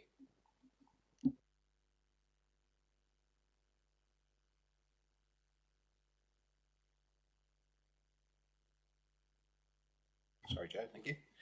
Thank you, Tom. We have 1 speaker on this application. I would like to invite Charlotte Penny, the agent, to make her presentation to the committee. You have 5 minutes.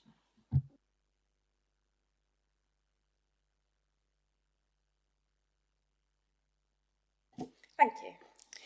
Good afternoon, everyone, and thank you for allowing me the opportunity to speak in support of this application. As you've just heard, we're seeking outline planning permission for up to 6 dwellings. You'll note from the committee report that it's considered that the principle of development is acceptable. You'll also note, and no doubt remember, the PIP application which was granted by this committee for 5 dwellings on the land to the immediate east of the site. As you can see on my first slide, the neighbouring PIP is entirely reflective of what we are proposing, both in terms of suggested layout of development in depth and in general density. You'll note that the neighbouring site is entirely within flood zone 3. However, ours is only partially within flood zone 3, with the remainder of the land being in flood zone 1. Can you show my second slide, please? This shows the officer recommendation for the neighbouring PIP. It states that the backland nature of the development would be out of keeping with the character of the area. It further states that there is insufficient information to allow for development within flood zone 3, and to clarify, no sequential test was submitted for the PIP. Can you show my third slide, please? So this is an extract from the decision notice for the PIP. It shows that it was in fact granted, and the committee's reason for going against the officer recommendation was as follows. The committee, in their consideration of the scheme, deemed that the benefits of the scheme were considered to outweigh the harm caused to the character and appearance of the area. The development was therefore considered to comply with the Fenland Local Plan 2014. I would suggest that the similarities between our site and the PIP next door are such that the PIP is a material planning consideration. Furthermore, our scheme has the added benefit that we have provided a sequential test and that we are removing an industrial non-conforming use within a residential area. Can you show my final slide, please? In the committee report, paragraph 9.13, it says that the technical details for the PIP have not been submitted, and as such, only limited weight should be afforded to it in terms of the backland nature of the development. I would refer you to the screen, which is an extract taken from the government's planning practice guidance. It states that permission in principle is an alternative way of obtaining planning permission. The first stage relates to the principle of development, and the second stage relates to the technical details. At no point does it suggest that the first stage is a lesser permission. The adjoining PIP was granted on the 30th of May 2024 and is therefore extant for nearly 2 more years. Contrary to the officer report, given the government guidance and despite the lack of technical details, I would suggest that the length of time the adjoining pit remains extant for allows it to be a material planning consideration. With this in mind, the tandem nature of development is already established in this location, as is the principle of development within Flood Zone 3. Our proposal is entirely reflective of the character of the approval next door, and we've demonstrated by a sequential test that there are no alternative sites which are suitably available to accommodate our development. We're looking for 6 plots which would remove a non-conforming business use from a residential locality, and this would represent a solution to the site which is in keeping and consistent with other decisions in the area. I therefore respectfully request that the same consideration is given to this site as was the one next door, and that planning permission is granted. Thank you. Thank you. I would now like to invite members to put questions to Miss Penny. If you would like to ask a question, please raise your hand. Councillor French. Thank you, Shanna. Can you explain what you mean by non-conforming use? Are you saying that that business has not got planning permission? So the existing use for the site is industrial. It's B2, which is a noisy use, typically. So yeah, removing it from a residential area would be to the benefit of the surroundings. If I can just come back, how long has that business been there, do you know? It's a good few years. It was there on its own originally, and it was purposefully put there because it was a noisy use, and over time sort of the area's evolved and it's now residential. Any other members have questions? Looks like you've been let off lately as well today, Shanna.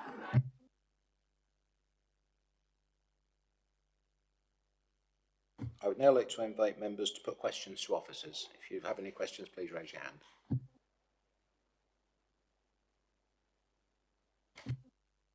Well, it looks like the officers have got off late as well again today. Thank you, everybody. I would like to invite members to debate the item in respect of the material planning considerations relevant to the application. If you would like to speak, please raise your hand. Councillor French. Thank you, Chairman. Yeah, I have listened to what Shanna said. I did go out there on site Sunday, I think it was, and I think because of the new houses that have already been constructed and other PIP application, to remove that building would actually be a community benefit, and I would like to support this application in its entirety. Any other members? Councillor Thurston. I agree with Councillor French. We've already had a principle in a PIP application that was seemed to be acceptable. I can't see any other way to go except to go with approval on this site. I think, again, to reiterate Councillor French, I think it would be a benefit. Thank you. Anyone else in the debate? Councillor Person. Yeah, thanks, Mr. Chairman. Yeah, just basically trying to cut it all short because it's I think Councillor French basically summed it up fairly well there, really. Yeah, I think I support this application. I think it's it benefit the community, clean the area up quite nicely, and benefit other people sort of living there. I think the other properties in that area sort of it would enhance it all. So I'd support this application. Thank you very much. Anybody else? Okay, as chairman. Councillor French. Well, I like to have a word or two on most applications. I thoroughly agree. As it's been stated, we approved the application that's further down the road. Falla Corner Drove is being developed. We passed several years ago a house for Brian Hawes that was opposite, and when myself and Councillor French visited the site on Sunday, we thought how nice that house looked. I had a recommendation to refuse on it, and it's a very nice dwelling. My view is that there is other development at the other end that is not of linear design. There's the lavender development at the end, and just because you haven't got a development in one particular style doesn't mean it doesn't fit in and doesn't work. So personally, I think this is good use of land. If I was living next door to it, I would be pleased to have houses put there rather than have an industrial unit, which may be quiet at the moment compared to an industrial unit, but equally if somebody else moves in, that could be noisy all the time. So I think Councillor French summed it up very well. Does anybody any further comments?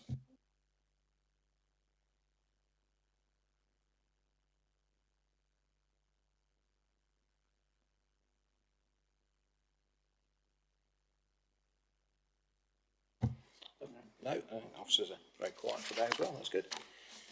Right, in accordance with procedure, I will look first of all for a proposal to go with the officer recommendation, and that will be to refuse this application. Do I have a proposal coming forward from the floor? No, it looks like we haven't got a proposer, so I will be looking for an alternative proposal to the officer's recommendation. Councillor French. Thank you. Go against officers' recommendations. The benefits outweigh the objections, and a precedent has already been set. Thank you, Councillor French. Do I have a seconder? Councillor Senate-Clough. Thank you. Right, members, you've heard the proposal. Could we have a show of hands, please, on that proposal? It's a unanimous decision, Chairman. Are the reasons good enough? Sorry? Are the reasons good enough? Yeah, do officers want to come back on that? Through you, Chairman. It'd probably be best if we could slightly have the benefits just laid down.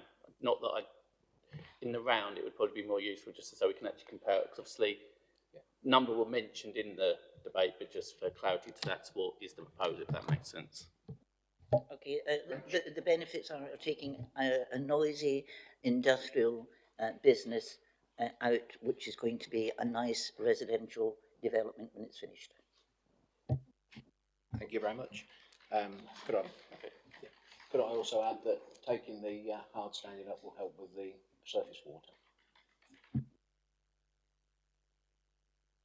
Through you, Chairman, I'm not aware there's any recognised surface water issue that's been identified that it would address. There is in the report to say that there's a lot of hard standing there, which, no, that's fine, you can leave it out, that's fine. Okay.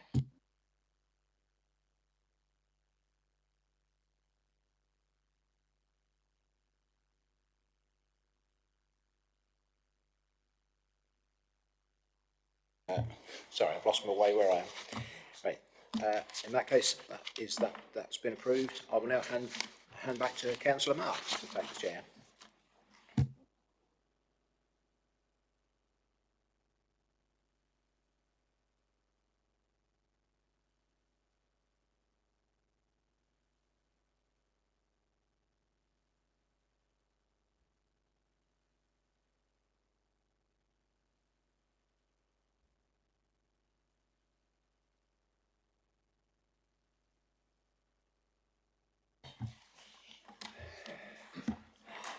Thank you.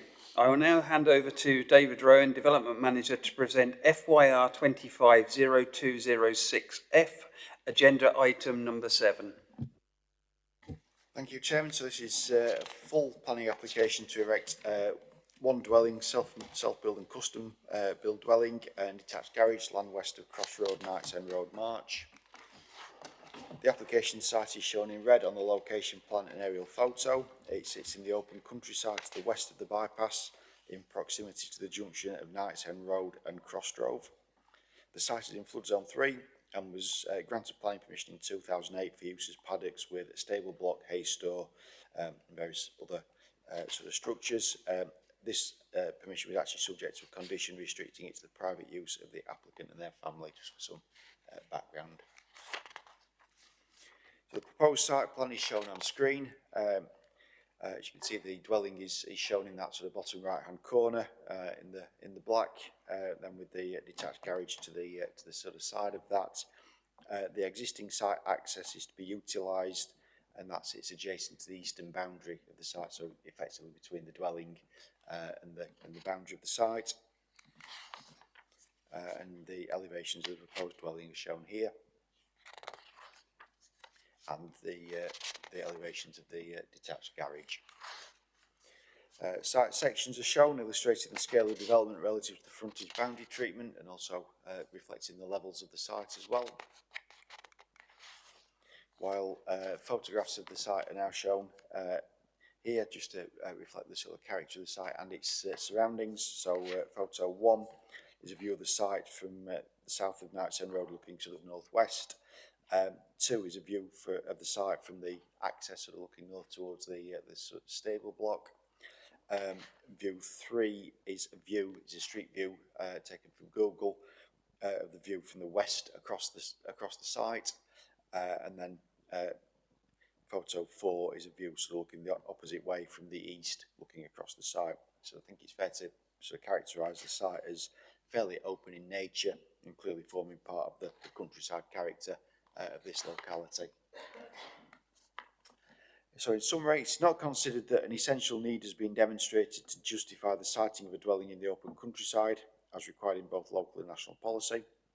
There would be inherently an adverse visual impact from siting an unjustified dwelling in such a location.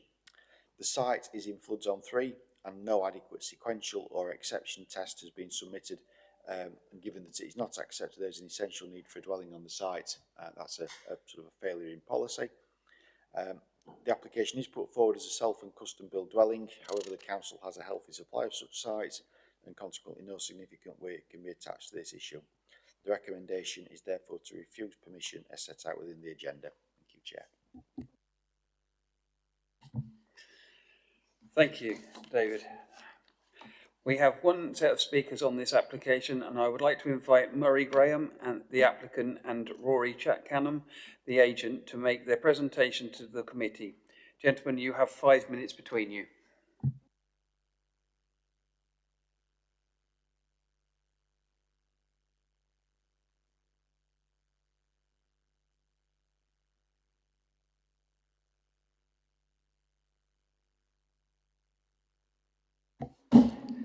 Thank you, Mr. Chairman. Thank you, councillors, for hearing my application. I've prepared a little bit of a slide deck just to explain the reason for my application. I've also got some notes here.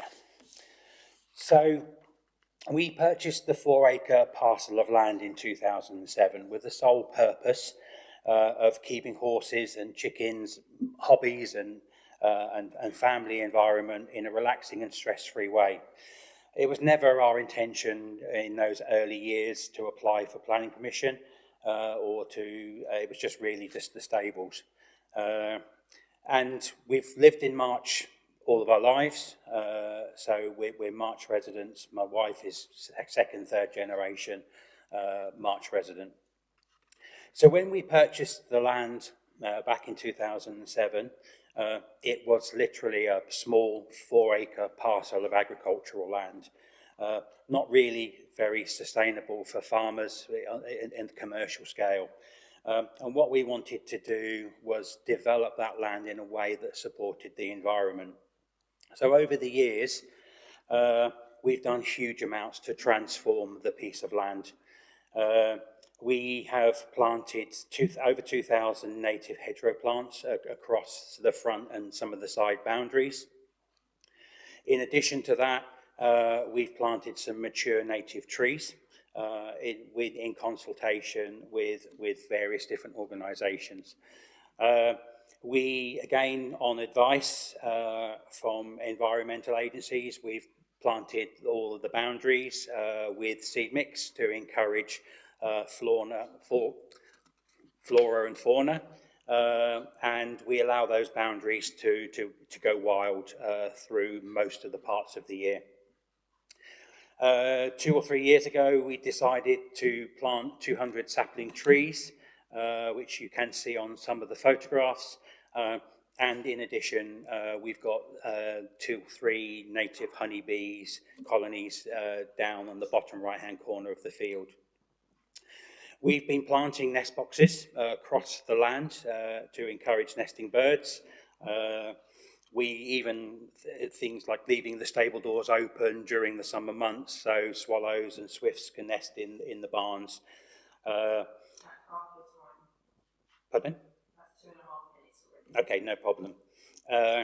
And we've got no main services on the land. We haven't had since 2007, so we're using solar and we're using surface water for the animals.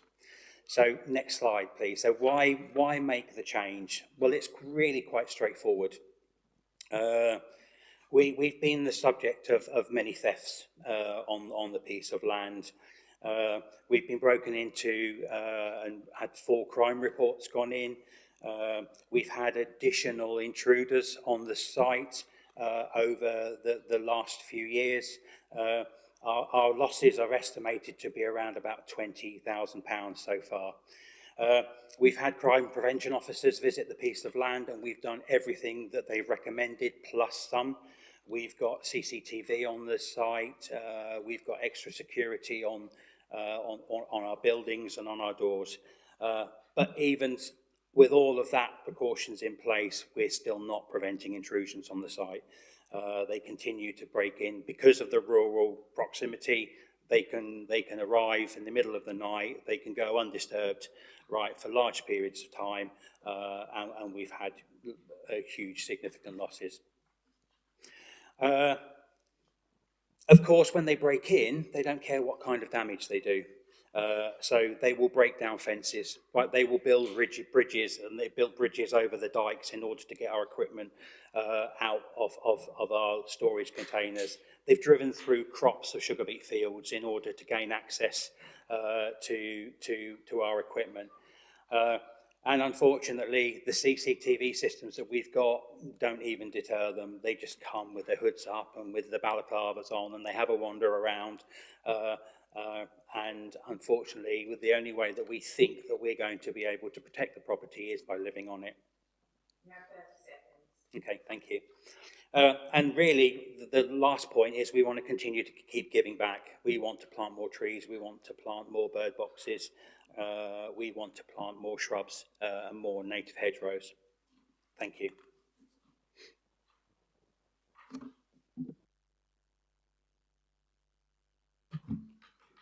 You're good. Thank you. The agent doesn't want to speak. Okay, thank you. I would now like to invite members to put questions to Mr. Graham and Mr. Cunham. If you would like to ask a question, please raise your hand. Councillor French. Thank you. Thank you for your presentation. I know the site, or that side of March quite well. There are dikes and ditches. Have you consulted the drainage boards?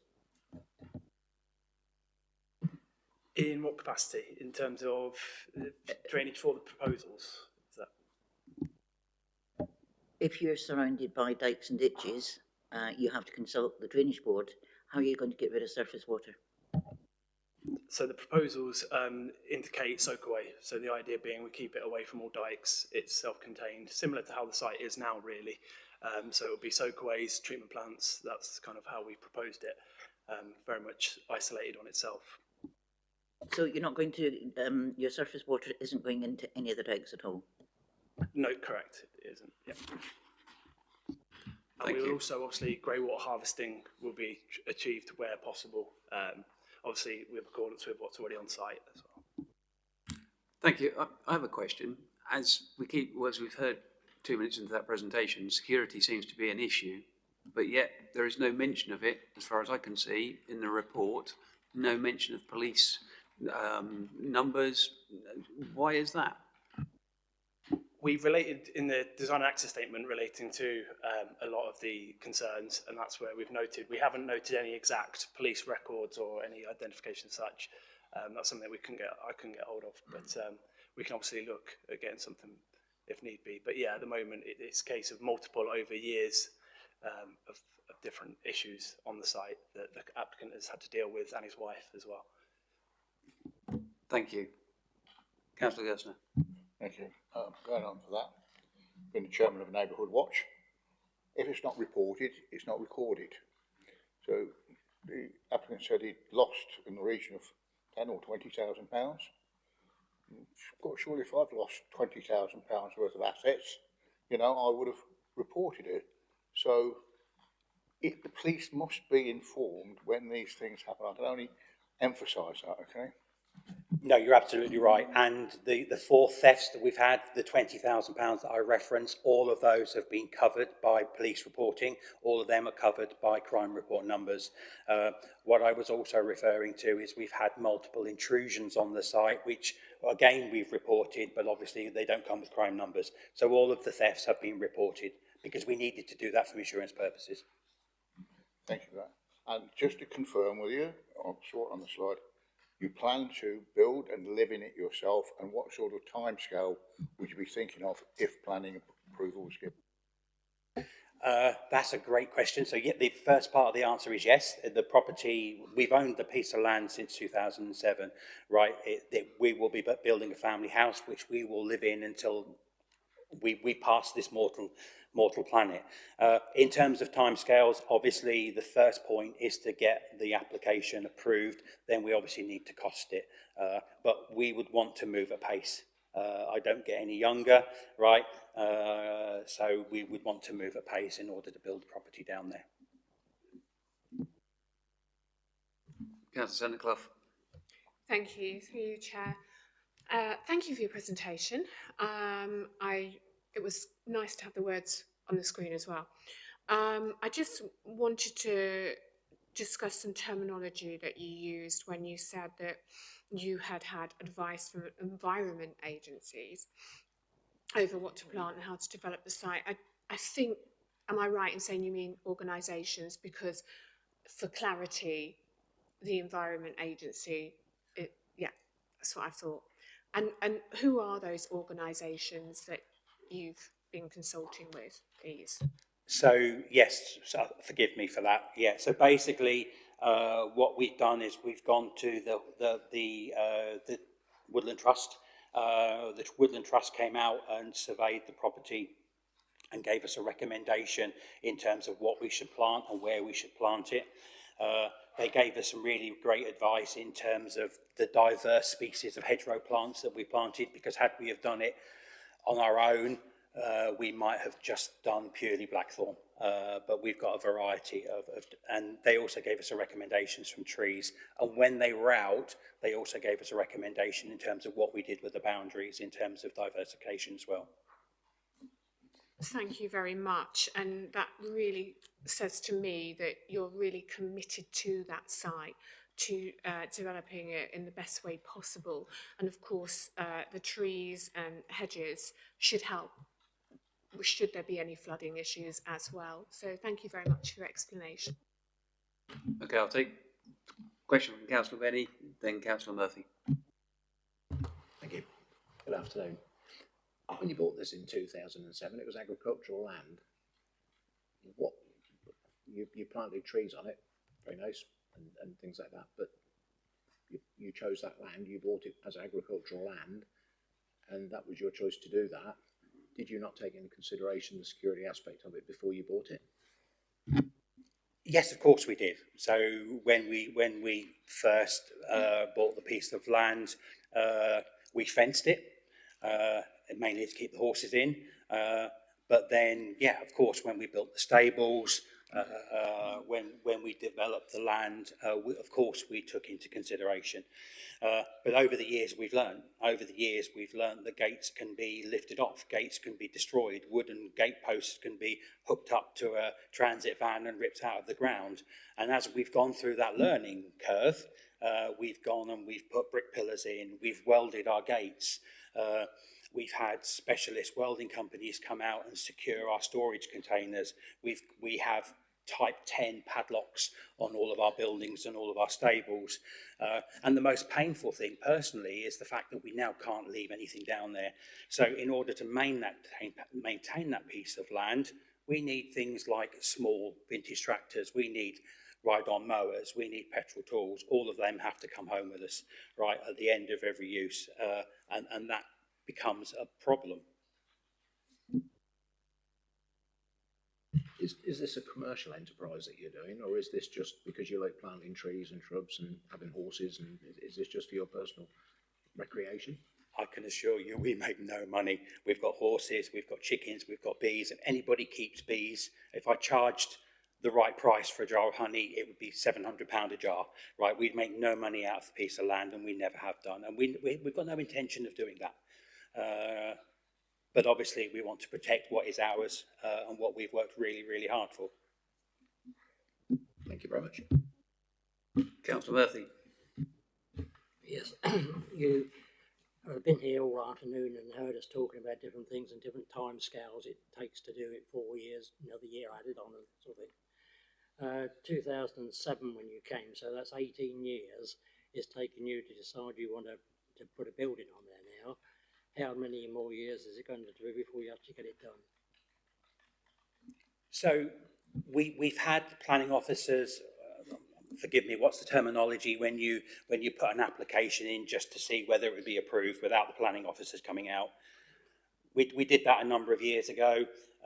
We've had Peter Humphreys Associates come out over the course of the last 10 years and give us some suggestions in terms of what we need to do in order of making an application at some point. But honestly, the answer is that we would want to move quite quickly. I can't say that we would start building it within 6 months, because as yet we haven't had the property costed, we haven't secured a builder. The first thing is to get approval, and then we will then work with Peter Humphreys Associates, and we would try and move at pace, because the sooner we're down there, the sooner we can protect our property. Councillor French. Thank you. You said that you've had Peter Humphreys. Peter Humphreys' company is a very well known, very well established company. What was his advice to you? Bearing in mind, he is an agent. I think Peter's actually retired now, or semi-retired. What advice did he give you? Because bearing in mind, our local plan was approved in 2014, 7 years after you purchased it, and it quite clearly states that there will be no development in the open countryside, and that clearly is the open countryside. So what advice did Peter Humphreys give you? Actually, the advice is exactly what you've just said, right? The advice is that given the current circumstances, it would be very unlikely that we would get approval. The reason I'm here today is really just to present to you that the piece of land in itself isn't viable anymore because of all of the thefts that we're having. The only way that we can continue to do what we do and to be passionate about the hobbies that we've got is to live down there. And if the planners come back with some recommendations, we will take those recommendations. We want to do everything that we can, right, to be sensitive to nature, but then live in it and be able to secure the property. Thank you. You say sensitive to nature, and then we're going to put a house up in the middle of nowhere. Do you think that's very sensitive to nature? So obviously Rory will make a comment, but we're talking about solar panels. We're talking about grey water recovery. We will continue to plant boundaries. We will continue to plant more trees. So I believe that actually we can offset some of the potential harm that we do. And to add to that, we feel, obviously we've added a modest architectural kind of size and massing to it, and that's something that the officer in the recommendation does note, that there's no concerns on that. Given the 4-acre site, the wider site, we've tried to create a modest detached dwelling as obviously suitable for the applicant as possible, to deal with their family and day-to-day and quality of life, but also obviously not create something excessively big and large that is unnecessary for that site. But it's still 4 acres in the middle of nowhere. Correct. Thank you, gentlemen. Thank you. I would now like to invite members to put questions to officers.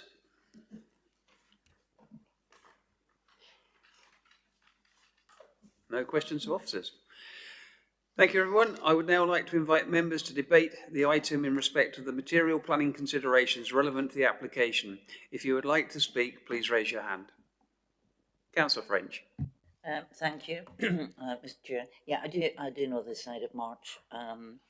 I sympathise with the break-ins, the burglaries and everything that the applicant has had. But it is in the middle of the open countryside. I'm glad to hear that the advice given by Peter Humphreys was obviously the right advice against our planning policies. There's nothing in the report about reported crimes or anything like that. And I sympathise, but I cannot support this application. It will set a very, very dangerous precedent across the whole of Finland. Councillor Benny. Yeah, thanks, Chairman. Yeah. LP3, building in the open countryside.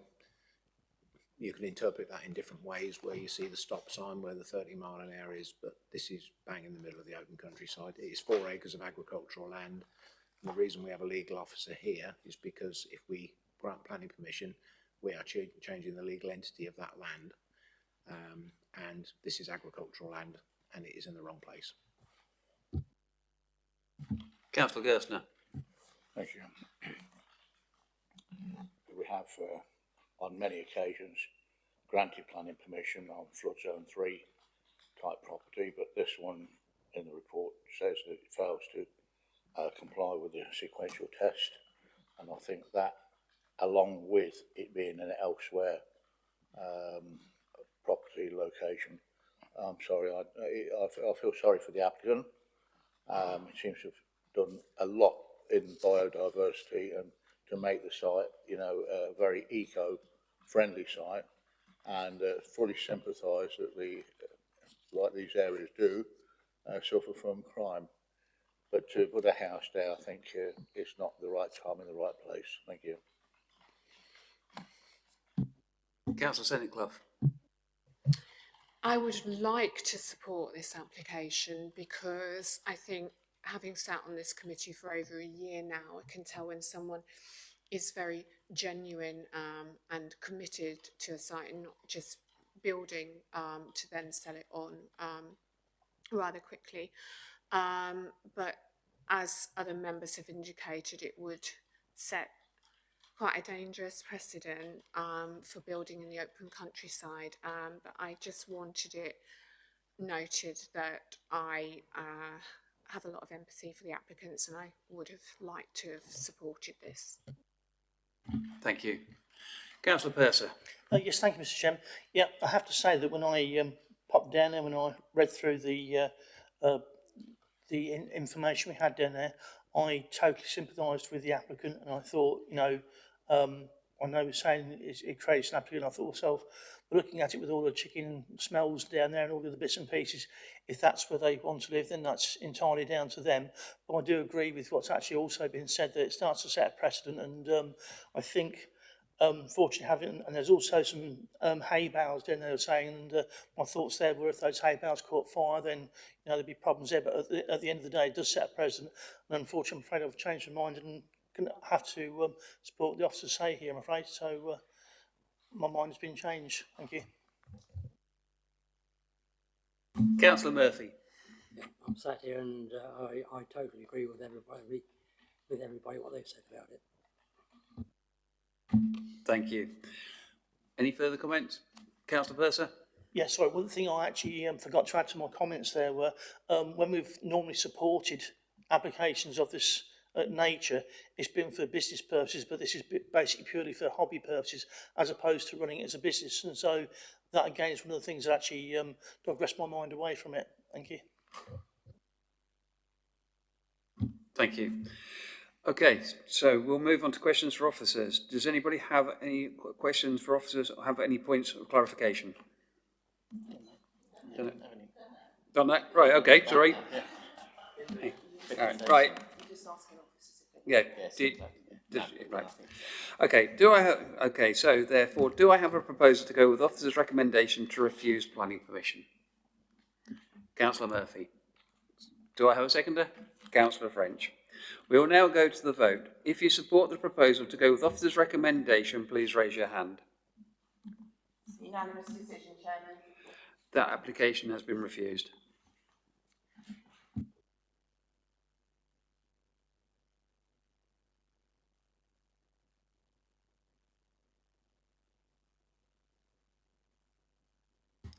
As previously advised, on agenda item number 8 has been withdrawn, so we will now move on to agenda item number 9, and I will now hand over to David Rowan to present FYR 250328F, agenda item number 9.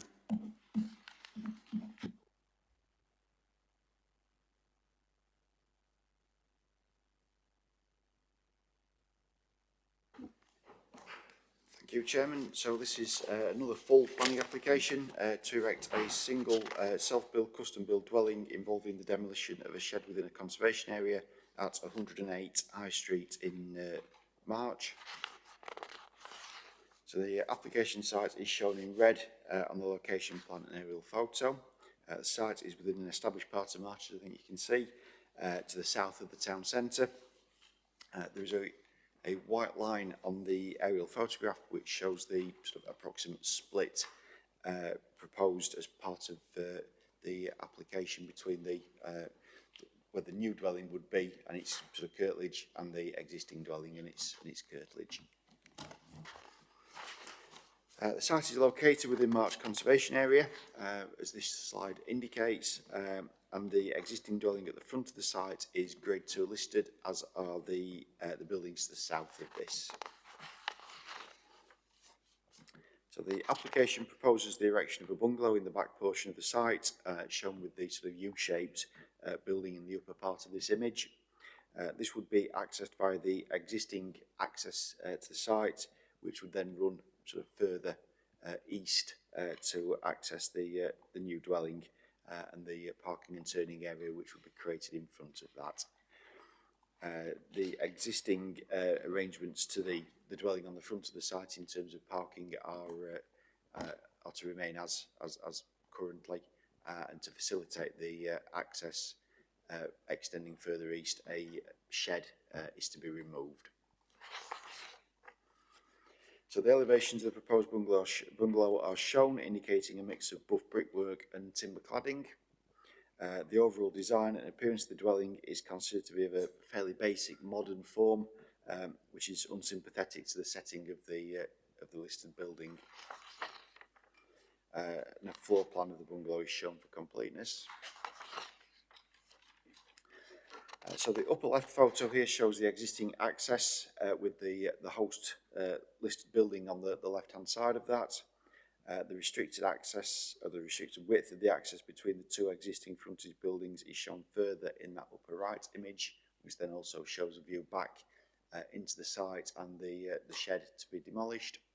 The lower left image shows the rear of the listed building and the contribution which the sort of rear garden makes to the setting of that, and then the lower right image shows this sort of curtilage in further detail running back east to the boundary of the site. So in summary, the council has a legal duty to give special regard to preserving a listed building or its setting, and to preserving or enhancing the character and appearance of a conservation area. The subdivision of the site to form the curtilage of a new dwelling is considered to harm the setting of the listed building, exacerbated by the unsympathetic design of the actual dwelling proposed. This would also adversely impact on the conservation area by eroding the historic pattern of building.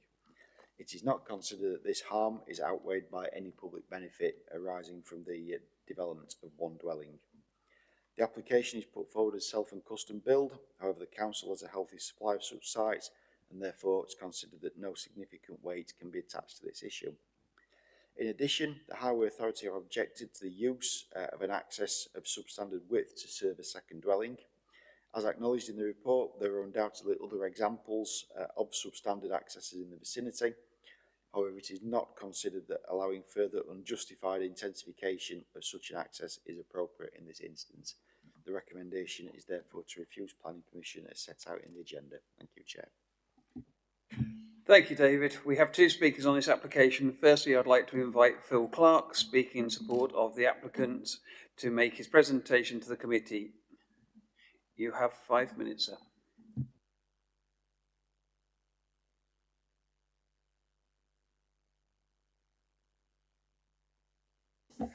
Hello everybody, I'm here in place of my parents. Like I say, my name is Phil Clark.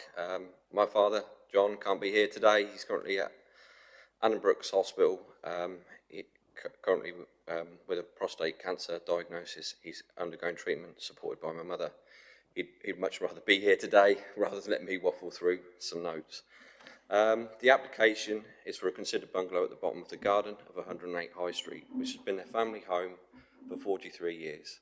The existing house is now becoming impractical due to my parents' age and the split over three stories, and the size of the house is just getting too big for them. The purpose of the bungalow would be to provide them with a more suitable home within the town where they've lived for the last 43 years. They understand the concerns being raised, and as been mentioned, properties nearby have access with lesser width than their driveway. One being the pub next door, which has a car park. The high street remains unchanged from the time I've ever lived there, with the 30-mile-an-hour speed limit. They've raised us 3 children. We've lived, grown up, worked from there with multiple cars in and out daily, all going to work. Having lived with the property for 43 years, to the best of their knowledge, there's been no serious accidents or incidents on the high street, as any of the developments have changed in that period. So they feel the applicant does not have the impact that others previously on the street have been approved, and have tried to take all advice given with the designs to reduce any impact of the proposed bungalow. Thanks for your time. Thank you, Mr. Clark, and I'm sure, like the rest of the committee, we'd all like to pass on our best wishes to your father, although that's not obviously part and parcel of the planning. Please remain seated. I would now like to invite members to ask questions to Mr. Clark. If you would like to do so, please raise your hand. Councillor Senate Clough. Hello. I'm sorry to hear about your father. I don't know your father. I understand he is an FDC councillor, but You never met him. we've never interacted, is what I should say. So, because I don't know you, your family, do you live? So you live in the property in the picture?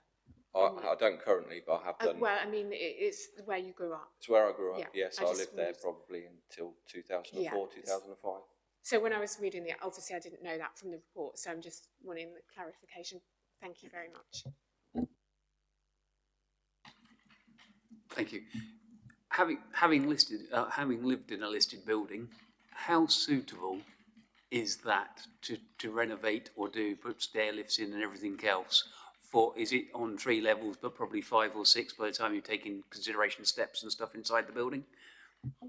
So yeah, there's various steps throughout the building. There's one main staircase, which I say as a child we've reared up and down, which is timber, which would never take anything. So it's sort of partly timber frame, partly masonry, from what I understand. So I don't actually know how old the building is, but it's just solid wall construction. There's no insulation, single pane windows. So it's not.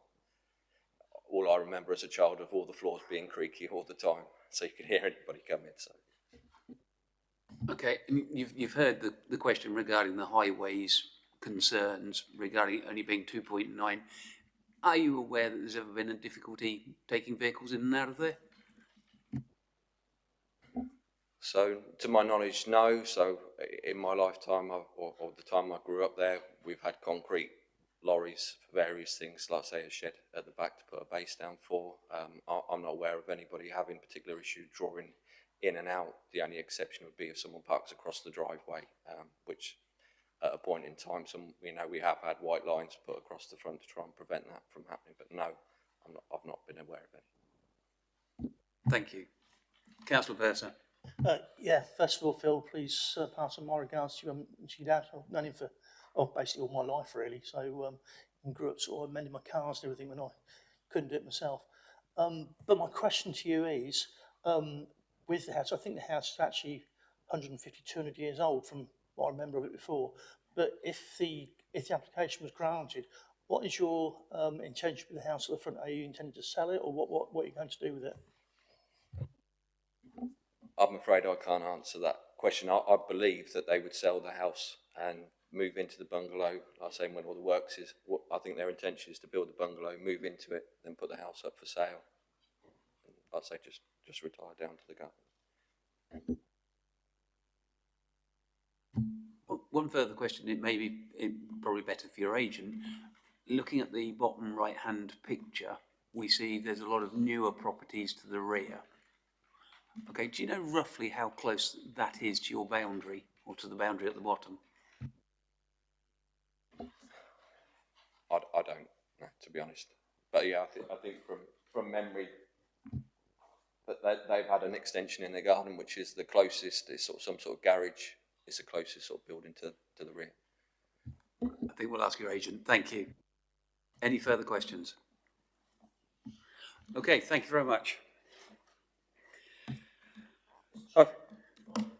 If I may, I believe, I don't know, but I believe that the bungalows at the back there may possibly be Stonecross Way. Yes, they are. Yeah.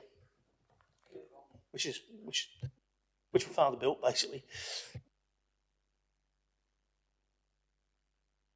Right, I'd now like to invite Matthew Hall, the agent, to make his presentation to the committee. Mr. Hall, you have 5 minutes.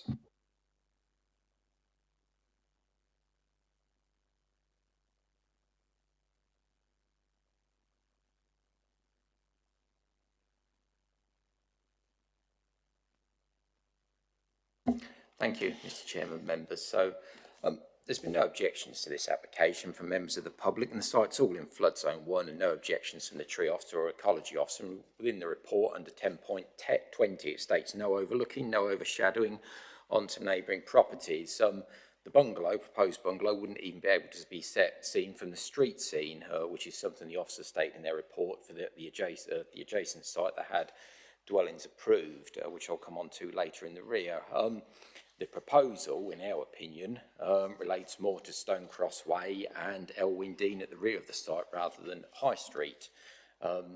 Looking at the map on the screen that I submitted, so we've got the blue dot, which is adjacent Grade 2 listed building. 2 dwellings were passed there in 2008 that we done. That was a conversion of an existing outbuilding to 2 one-bedroom dwellings. That's set back from the listed building and is detached from the listed building that's there.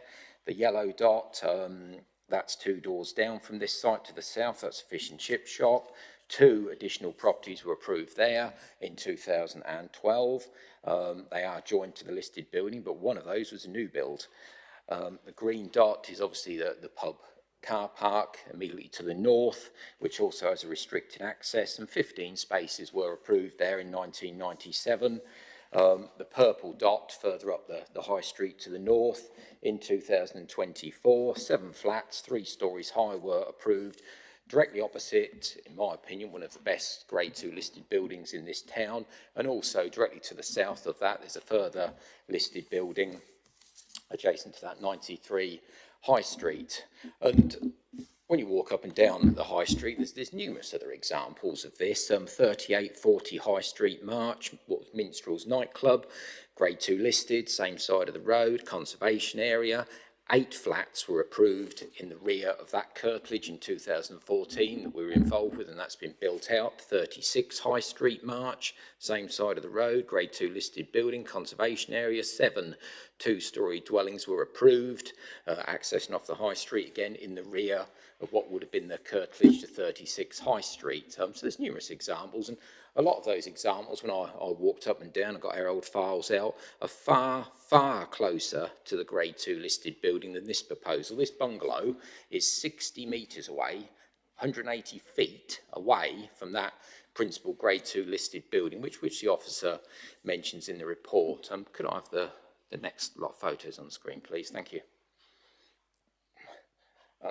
So the first one is 2 doors down from the site we are looking at, to the south. 2 doors down, that's a Grade 2 listed building, access off the High Street into number 112.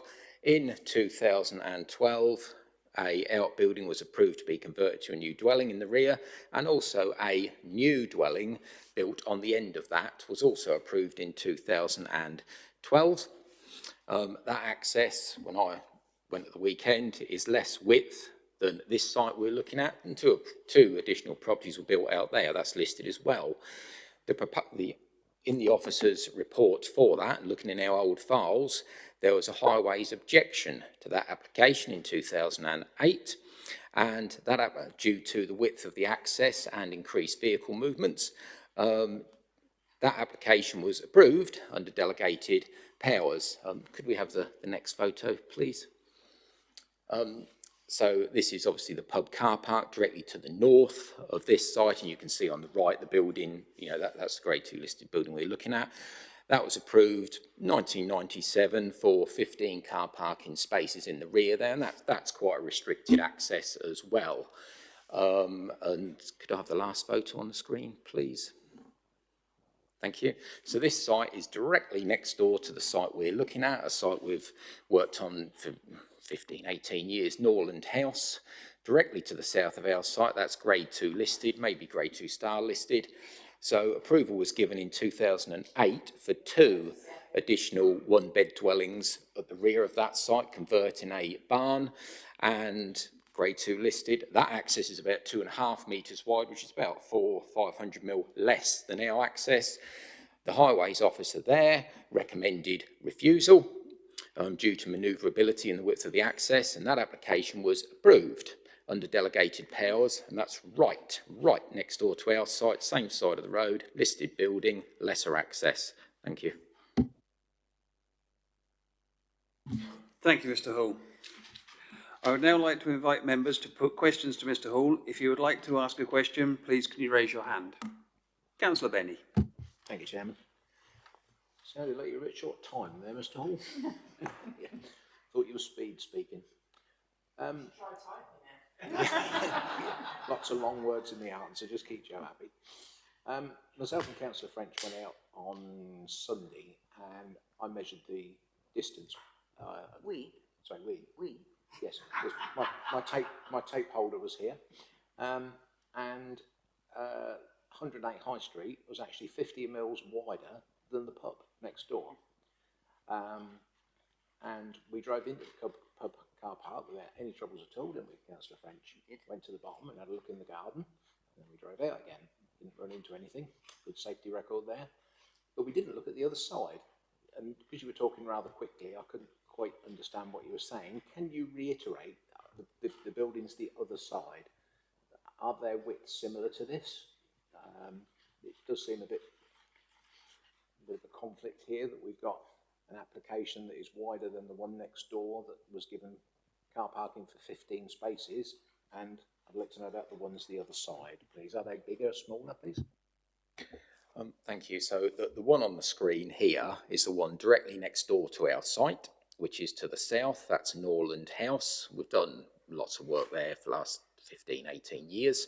So that's grade 2 listed, right next door to our site.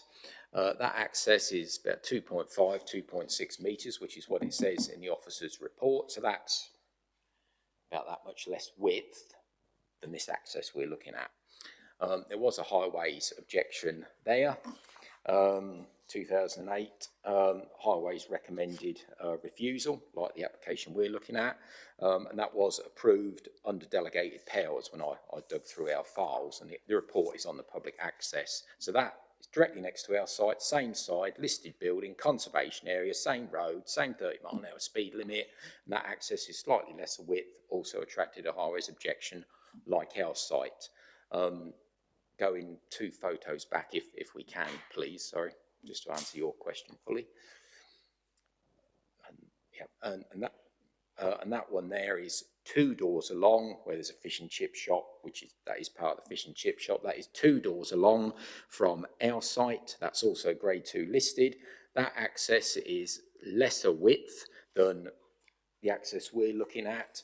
2 properties were passed in the rear of that site. One was converting part of an outbuilding, but the other dwelling was building an end terrace onto what was there. That was a new build, and that was built out 2012, 2013.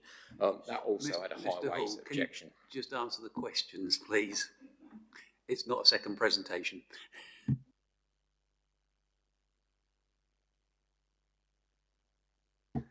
Yes. Thank you. Councillor Murphy. Thank you very much. Well, at this day and age, building the backyards of everybody's houses. You must see a lot of this as you're doing all your building. People do build in the back to have a smaller house than they have at the front. Always have done, always will do. You say it's 160 foot down. That's a heck of a long way down.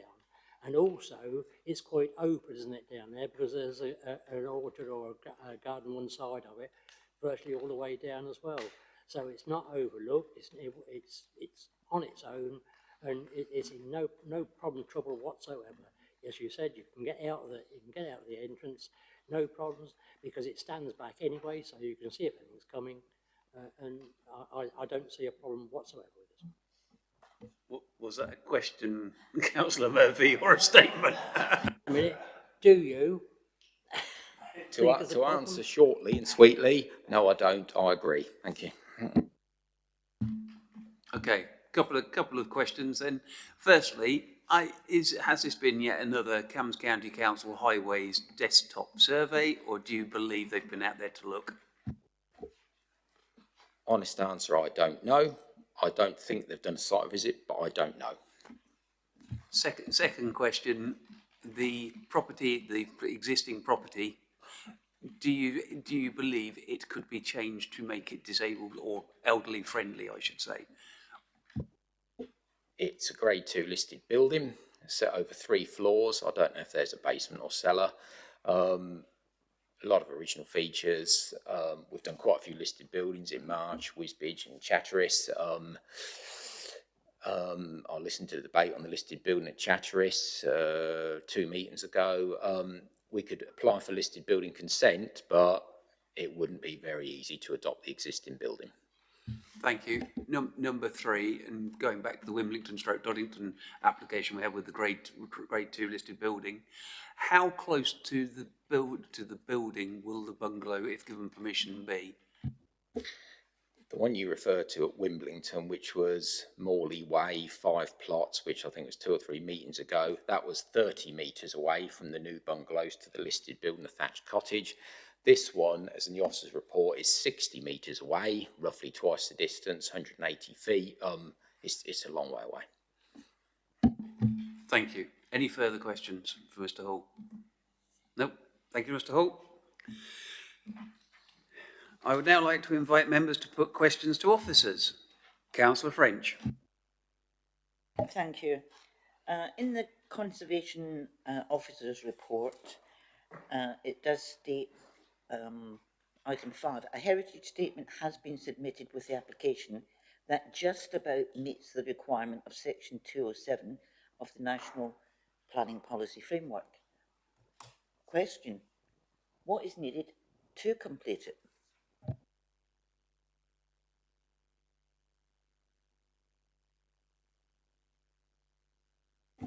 Through you, Chairman, I read that as the submitted report is not of a particularly high standard, but it just about does the job. That's my interpretation of that comment.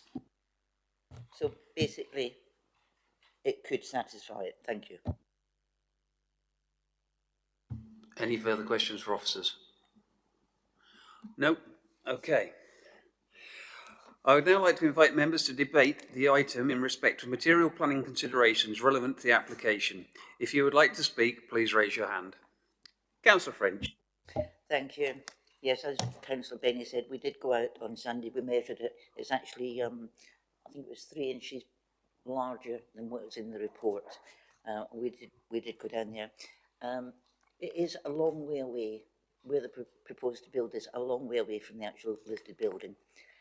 And I think there was more harm done probably when Stonecross Way was built, and that was many, many years ago. I'm sure Councillor Purser can tell you because his dad built it. I can't see a problem with this. We've got the pub next door, we've got 15, 17 car parks, we've got other buildings that are closer to that. I think, I'm not sure yet, I might support this. Councillor Benny. Thank you, Chairman. Once again, I watched my parents struggle in a house. I've mentioned this many times, passed on now. but it gets harder and harder as you get older to live on multi-floor living. And the applicant, he owns this land, he owns the house. If he wants to build a house at the bottom of his garden and live in it, I wish him the best of luck. In terms of access, I think the fact that it's been highlighted, I wasn't aware of all of these until today, but certainly the pub next door, it's got a car park for 15 cars, and it was 1997. We've got a new local plan, but the highway requirements haven't changed. And with looking at the other accesses along there, and the fact that we passed Leonardo's Pizza Place some time ago, that's got a listed building in front of it. I think that, you know, it's a fairly minor reason compared to, you know, in the previous application we were building in the open countryside. That one's very clear cut. Whenever you build something, there is always a detrimental side. This will affect the grade 2 listed building, but in my opinion, not that detrimentally that it couldn't be built. The dwelling will be far enough away from the listed building. We're in debate. We're in debate, aren't we, Mr. Chairman? Yeah. Sorry, I'll wait when we get on. And I really feel that, you know, this application, I see where the officers come from, and I've said this several times. I understand how the officers arrive at their conclusion, but we are, you know, we are the human side of this, and I'll be told in a few minutes that doesn't come into it. It doesn't count, but it does, in my opinion. I don't see that the massive detrimental harm. We have passed far tighter things than this. We had the building at Chatteris 2 meetings ago, and when you look at the monstrosity that was built next to a grade 2 listed building on delegated authority, in my opinion, that does more harm than this will. But that's subjective. Other people would disagree with me, I'm sure. But I really feel that this application, I will be supporting this application this afternoon. Councillor Purser. Thank you, Mr. Chairman. Yeah, what comes to mind when I look at this is two particular points.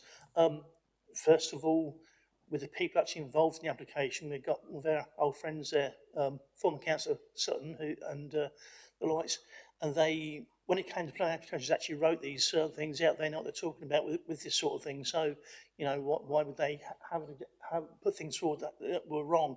But the other thing is, I actually noticed some little while ago down St Peter's Road, there's a house down there with, I'm sure that the gap, the entrance to it is a lot narrower, and they actually built two bungalows down there.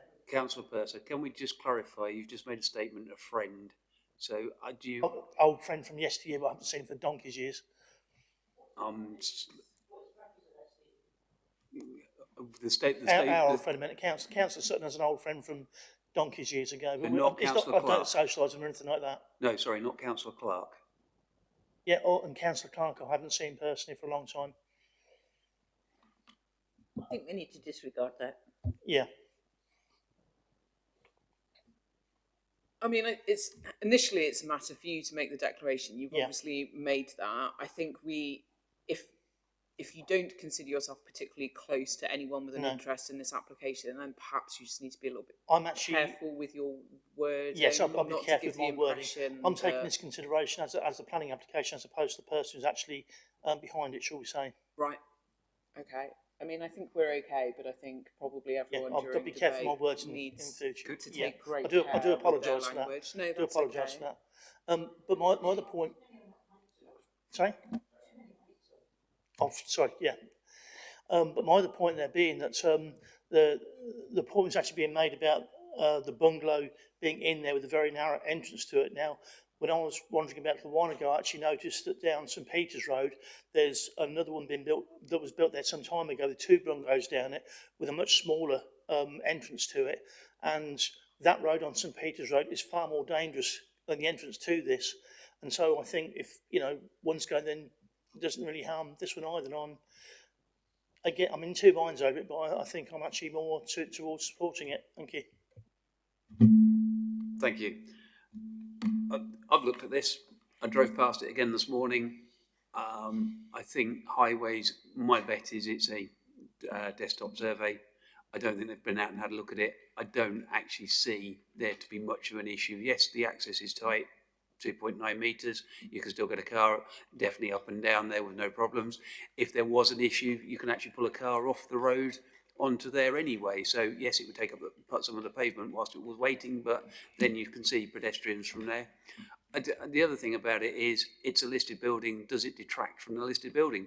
It's in the back, and I think you're going to struggle, certainly looking at the distances that are there, that anybody's actually going to see the listed, the listed building from anywhere around that. I can't see how it can detract from it.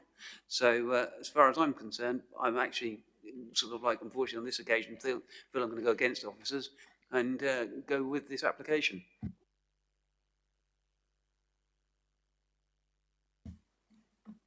Thank you, Jim. Just for a point of clarity, obviously a setting of a listed building varies depending on the listed building. But, if you're in a very tight urban area such as London, the setting of one listed building would be quite small. Obviously, if you're talking about a large building on its own in isolation in a field, the setting would be much greater. The amenity space, garden areas, generally, will be in most instances part of the setting of listed building. So just because it can't be viewed from public views wouldn't impact on the setting of the listed building per se. It's not about visual characteristics of the listed building, it's about the legal definition of what would be the setting. And I think Councillor Benny accepted that there is harm, and I don't think you can argue there isn't some level of harm from building in the garden of a listed building. But what that then comes to is the two tests laid out in the MPPF. Officers have recommended that the harm is at the lower end of the two tests. I'll be honest, two tests wording-wise are quite different. So there's substantial harm, which is obviously very significant. And that's paragraph 2.14. And then there's less than, which is dealt with under paragraph 215. And that deals with anything that basically isn't significant down to almost non-existent. It's a very broad term. So as decision makers, whether it's officers, members, inspectors, etc., we need to wrestle with the harm, the level of harm on that scale, and then take into account paragraph 215, which states, I'll just read it so members are aware, where a development proposal will lead to less than substantial harm to the significance of its designated heritage asset, the harm should be weighed against the public benefits of the proposal. So that's, if members are looking to allow this permission, which I feel that there's a lot of support for in principle, members need to be conscious of what the requirement of the MPPF is. You need to be balancing the level of harm, which we can't argue there is none, but I think we'll all agree that it's less than substantial. Where on that scale, to some extent, it's a subjective matter, but then with your gift to come up with that, but you need to balance that against public benefits. Just a little bit more advice. Generally, personal circumstances are not considered to be public benefits. Very special circumstances can be, but that word is very special. Generally, age and things like that, and just general degradation of our own bodies is not considered to be very special, because it's a personal thing that we'll all feel better than the other option. So just for clarity, members, personal circumstances such as ill health, generally, not always, can be. So normally it would be something like, it might be like a car accident or something, where there'd be a sudden shock or juxtaposition for personal circumstances and medical health to be considered something that would go beyond just personal circumstances, which generally wouldn't weigh in favour of development. So just want to highlight members' my interpretation of law, but we've got a legal representative who might tell me I'm totally wrong, but I'll just clarify things. I mean, I don't think I can add anything to that, to be honest. I think that's an excellent explanation of the policy. I think you've got the test before that you need to apply, and I don't disagree with how they've been explained to you by officers. Sorry, could you repeat that? Oh, sorry. I was just saying I agree with everything your officers have said. I think they've identified the correct policy provisions in the MPPF. I think they've set out the tests correctly. I think they've given you accurate explanation of how those tests are typically applied, and I'm not sure there's much from a legal perspective I can add. I mean, this is really a matter for planning judgment now in terms of the level of the harm that you assess and then how you weigh any public benefits you can identify. I think the advice of your officers on what public benefits you might take account of are correct. And therefore I think it's a matter for the committee now to weigh the balance itself. Anything further for debate? Councillor Gersner. Yeah. Just to add, I'm quite sure our Councillor Clark is aware that it's 61 metres from the main building and that he's going to have to take his bins quite some considerable distance. So I'm quite sure he's aware of that. I just thought we'd flag it up for the minutes. Thank you.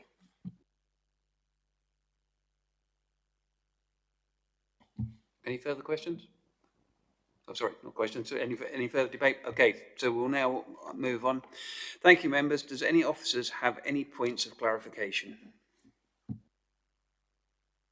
Yeah, through you, Chairman. I think Matt's picked up several of the issues around the sort of listed building, etc. I think, given that Mr. Hall had 2 goes at making the argument about access, it'd be very remiss not to come back at and sort of try and, I suppose, provide a bit of explanation around that. So I think a lot of the accesses referred to by Mr. Hall all have a slightly different context or different history to them. In terms of how they were used. For example, the pub was referenced, but then the yard to the pub has been historically around the back and has been accessed, and therefore there would be some vehicular movements associated with that. The issue here is that you've got one dwelling at the moment that is served by this access. You're effectively doubling the use of that access, and that is where the Highway Authority are coming from in terms of that. And I think, as Mr. Hall acknowledged, a number of the decisions that he was talking about were historic, were even back into the 1990s, and as I say, all of those have slightly different contexts, different backgrounds, different usages at the time, and the decision has to be made on the sort of case by case basis in that respect. Thank you. Thank you. And, just going back to that, we saw a slide previously of a building behind, and quite a modern looking building behind the roadside. Can we just go back to that? That one. Do we happen to know how close that building is to obviously the listed building in front of it?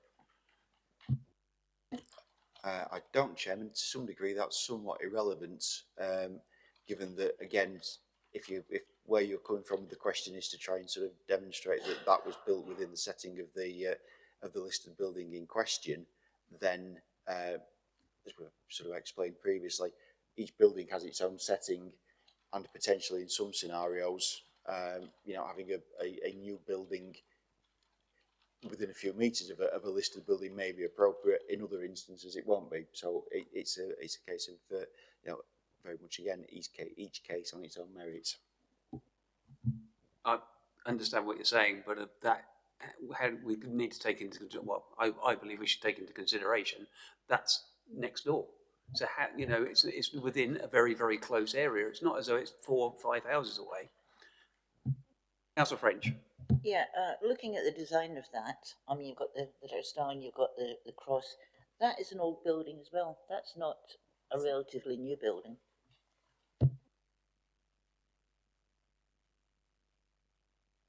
So, Chairman, I don't know the history, but I do know that Mr. Hall did say one was a conversion. So that which obviously would be completely different to a new building, the material consideration, the way you should give it. Thank you, Chairman. Which, if that was a conversion, so if it was a barn previously, we've got more vehicles still entering and exiting. Through you, if I may, Chairman, again, having looked at the history of some of these properties when they were originally granted a planning permission, there is definitely reference in there to already existing multiple sort of dwellings being accessed down these narrow access points. So again, potentially when those conversions took place, there was no actual intensification of use, or any intensification was certainly less than doubling it. Thank you. Anything further? Okay, so we'll now go to the vote. Do I have a proposer to go with officer's recommendation to refuse planning permission? No. Okay. Do I do it? So therefore, right, great. Yeah. If no, I'm here. Can I ask for a different proposal, please? Councillor Benny. Yeah, thanks, Chairman. Yeah, I propose we go against officer's recommendation and we approve the application. Whilst we have to prove, I feel that the detriment to the listed building is at the very much the lower end scale of harm. I think that there is also consistency, and my view is that to be consistent with the other applications that we've seen along here, as we've been told, planning isn't black and white. You put all the answers in a pot and come up with an answer. You know, pull your answer out looking at all the evidence in front of you. And we're also told that consistency is something we should be, and I think that for consistency, that would to me weigh more in favour than the public benefit. Okay. Do you have any further? I was hoping you were going to help me there, Mr. Marks. I think we just need to be really clear to identify some public benefits, because it is a balance between, I accept what you say, Councillor Benny, about the level of the harm, and that's absolutely a conclusion the committee can reach, but it needs to be weighed against public benefit, and I'm not sure the committee has yet identified the public benefit that outweighs the admittedly quite insignificant harm, in your words, I think, Councillor Benny. So I think if we're looking for a rational, lawful decision, we still need to identify those public benefits and capture them ideally to get to a robust decision. I thought we'd end up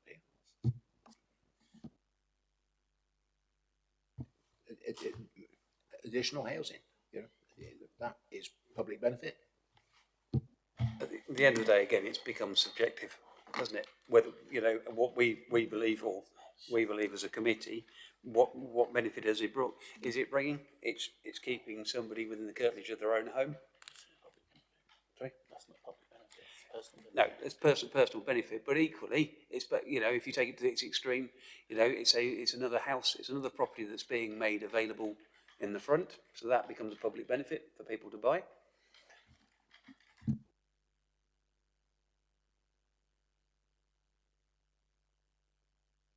Councillor Murphy.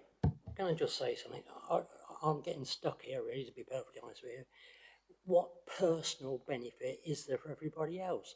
There isn't. It's just somebody wants to build in their backyard, like everybody does all over the town, all over the country, every day of the week, without any personal benefit to anybody else. They just want to do it on their own, in their own property. It just doesn't mean I'm sorry, but I think Councillor Murphy, we're getting confused between personal benefit and public benefit.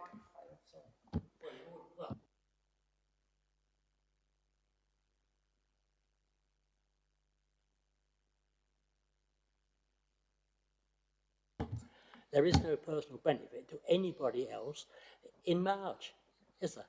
That's what I'm trying to say. I mean, there is no personal benefit anywhere. Only the person that wants to build in the back of his own yard.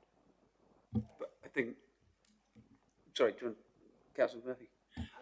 I think from what we've been told by legal, it's basically public benefit as to what it's bringing in. Personally, I feel it's releasing another property into the marketplace. That's the one public benefit. Councillor Senate Clough. Thank you, Chair. I'd just like to say, obviously, I'm Chair of the Culture, Arts and Heritage Committee, so heritage is a concern for me. And I came to this with an open mind, but I decided that, you know, and we've seen this before in this committee, we've discussed this, that these listed buildings are very expensive to run. They need to be viable. Clearly, we've seen a case where it's not viable for the family that are currently living in it. And so the public benefit for me would be that They're offering a solution in building alternative accommodation, which allows the building, as the applicant said, potentially to be sold and to therefore not just be left to sink into wreck and ruin. And so it was still very much, you know, because we do not know whether the current owners will be able to maintain this property. And it's very important for this building to still be part of March and kept in a good condition. And so from my perspective, the public benefit is viability going forward. Well, I understand where you're coming from, but I think we are looking for more of what public benefit by releasing a property into the open marketplace. That's got to be a public benefit. Whether the people can want to live there, can afford to live there, or whatever, is not so much of a planning issue. Whereas I believe, for a public benefit, releasing one property, one household in is a public benefit. Councillor, sorry. Try to clarify. Through you, Chairman, just wanted to clarify the point about viability and listed building, as I understand it. Obviously, there's nothing in front of us to say that there is an issue with this building. There is nothing in front of us to say that there is a viability with the occupiers of this building. So, position put forward by the member would then mean that would, in theory, just mean we could build everywhere adjacent to a listed building because there could be a risk. We need evidence. There is no evidence around that for this application. But what I would say is normally, when there is something like this, it'd be classed as what's known as an enabling development. There's no legal definition. It's just sort of a term that's sort of come forward through the profession. And normally you would be saying, I'm doing X to raise funding to offset Y. And then there'd be normally a legal agreement and ways that money is then protected to deliver that. So that's the only way I would say that what you're suggesting would work, but there's nothing in front of us in relation to this application that would tie into that. So I didn't want to... I agreed with what you were saying generally, but just further round, I thought I should expand on that. Thank you. Thank you. Councillor Benny. Mr Chairman, public benefit, more housing. We need housing. There we are. I'm happy with that. If you would like to, as chairman, take this to a vote. Fantastic. I'm really happy with that. Either the committee will agree with me or the committee will not agree with me, and it will be our decision. Yeah. No, I'm happy for that. So we will now put it to the... Do we have a seconder? Sorry. Councillor Purser. Okay. Thank you. We will now go to the vote. If you support the new proposal, please raise your hand. Unanimous decision, Chairman. Okay, if you unanimous. Right, just that application has been granted. Thank you. We'll now take a 5-minute recess.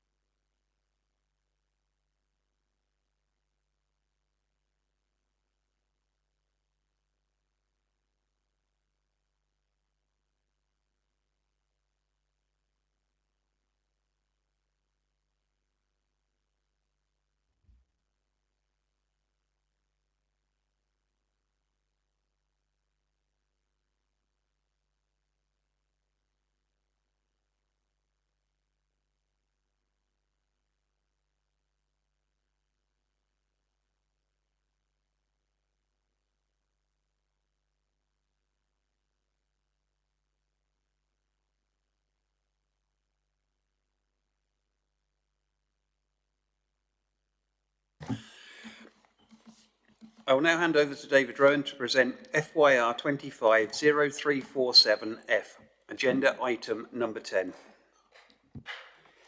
Thank you, Chairman. So initially draw members' attention to the update report that's been circulated. This is a full application to erect 2 self-built, custom-built dwellings involving the demolition of an existing dwelling and garage within the March Conservation Area at 20 Neem Parade in March. So the site is shown in red on the location plan and aerial photo. It's located on Neem Parade, fronting the river in proximity to the town centre and adjacent to the Sainsbury's supermarket. The site is in flood zone 1. So as shown on this image, the site is located within March Conservation Area and also with a TPO tree adjacent to the western boundary. The current site layout is shown with the current bungalow and detached garage shown in the sort of pinky colour. It's apparent from this image that the site is currently somewhat at odds with the prevailing pattern of development when you look at the developments either side.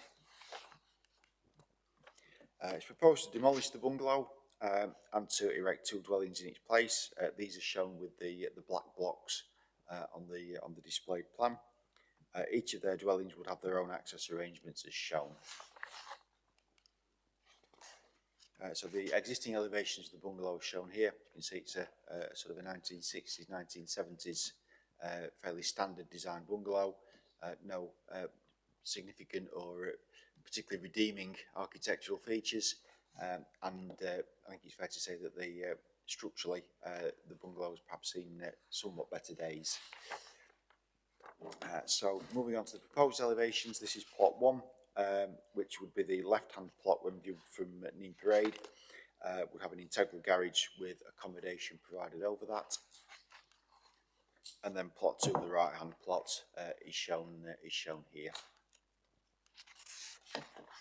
Existing and proposed street scenes are shown. As indicated earlier, it's apparent that the existing bungalow is somewhat at odds with the character of the street scene. However, it's also, I think, apparent from these images that the proposed development is also largely unsympathetic as well to that more sort of historic pattern of development. Moving on to photos of the sites. So photo 1 is the application site, the existing bungalow. Photo 2 is a view to the west. Photo 3 is a view to the east. And then photo 4 is the actual garden of the site. So in summary, the principle of redeveloping the site is not in question, and the demolition of the existing bungalow is not opposed. However, the design of the redevelopment is. The council has a legal duty to ensure new development preserves or enhances a conservation area. While it is accepted that the site currently does not make a positive contribution, it is considered that the erection of a pair of relatively bland, modern dwellings with limited architectural merit would not reflect the more historic character of Neem Parade and the buildings along this, and would therefore not enhance the conservation area as required. The application is put forward as for self and custom built dwellings. However, the council has a healthy supply of such permissions and consequently no significant weight should be given to this. The application is therefore recommended for refusal as set out within the agenda. Thank you, Chair. Thank you, David. We have one speaker on this application, and I would like to invite Matthew Hall, the agent, to make his presentation to the committee. Mr. Hall, you have 5 minutes.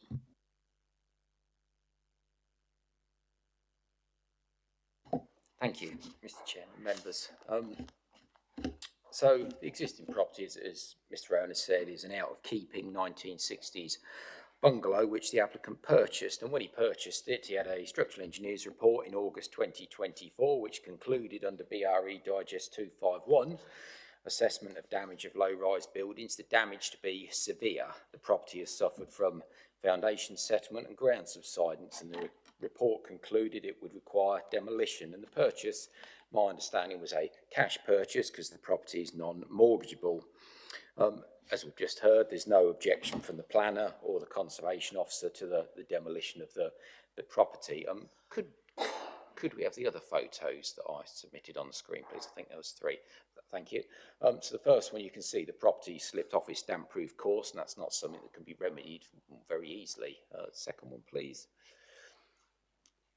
So that's a picture inside. It shows the whole floor inside this building has dropped, all of it. Thank you. And the third one, please.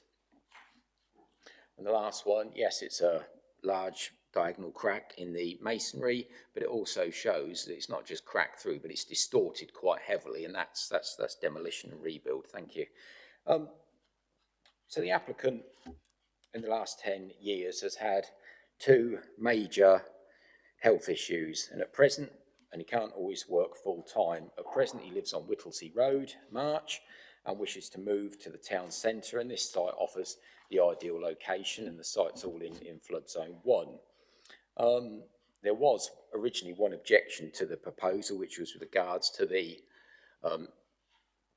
unofficial turning head in one of the driveways being lost, which people do use. Residents down there do use. It is private land, they do use it, and I have seen that. However, this application keeps that and actually widens it out. Although it is private land, but we're keeping that and widening it out. But this site also benefits from a rear access right of way to Lamb's Place, which then leads to Creek Road. And there's no objection in this report from the Conservation Officer or the Planning Officer to setting 2 dwellings on this site. Could I have the other photos on the screen, please? Thank you.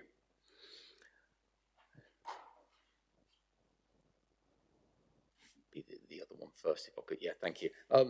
So you can just about see the site in the background where there's a tree. So this is a row of properties, same side, immediately adjacent, 1.5 storey, dormer windows, and that's what we've proposed. There's down this road, as members will know, there's varying sorts of styles of properties, but dormer windows, 1.5 storey that we've proposed. Could I have the next one, please? So I took this photo on Sunday.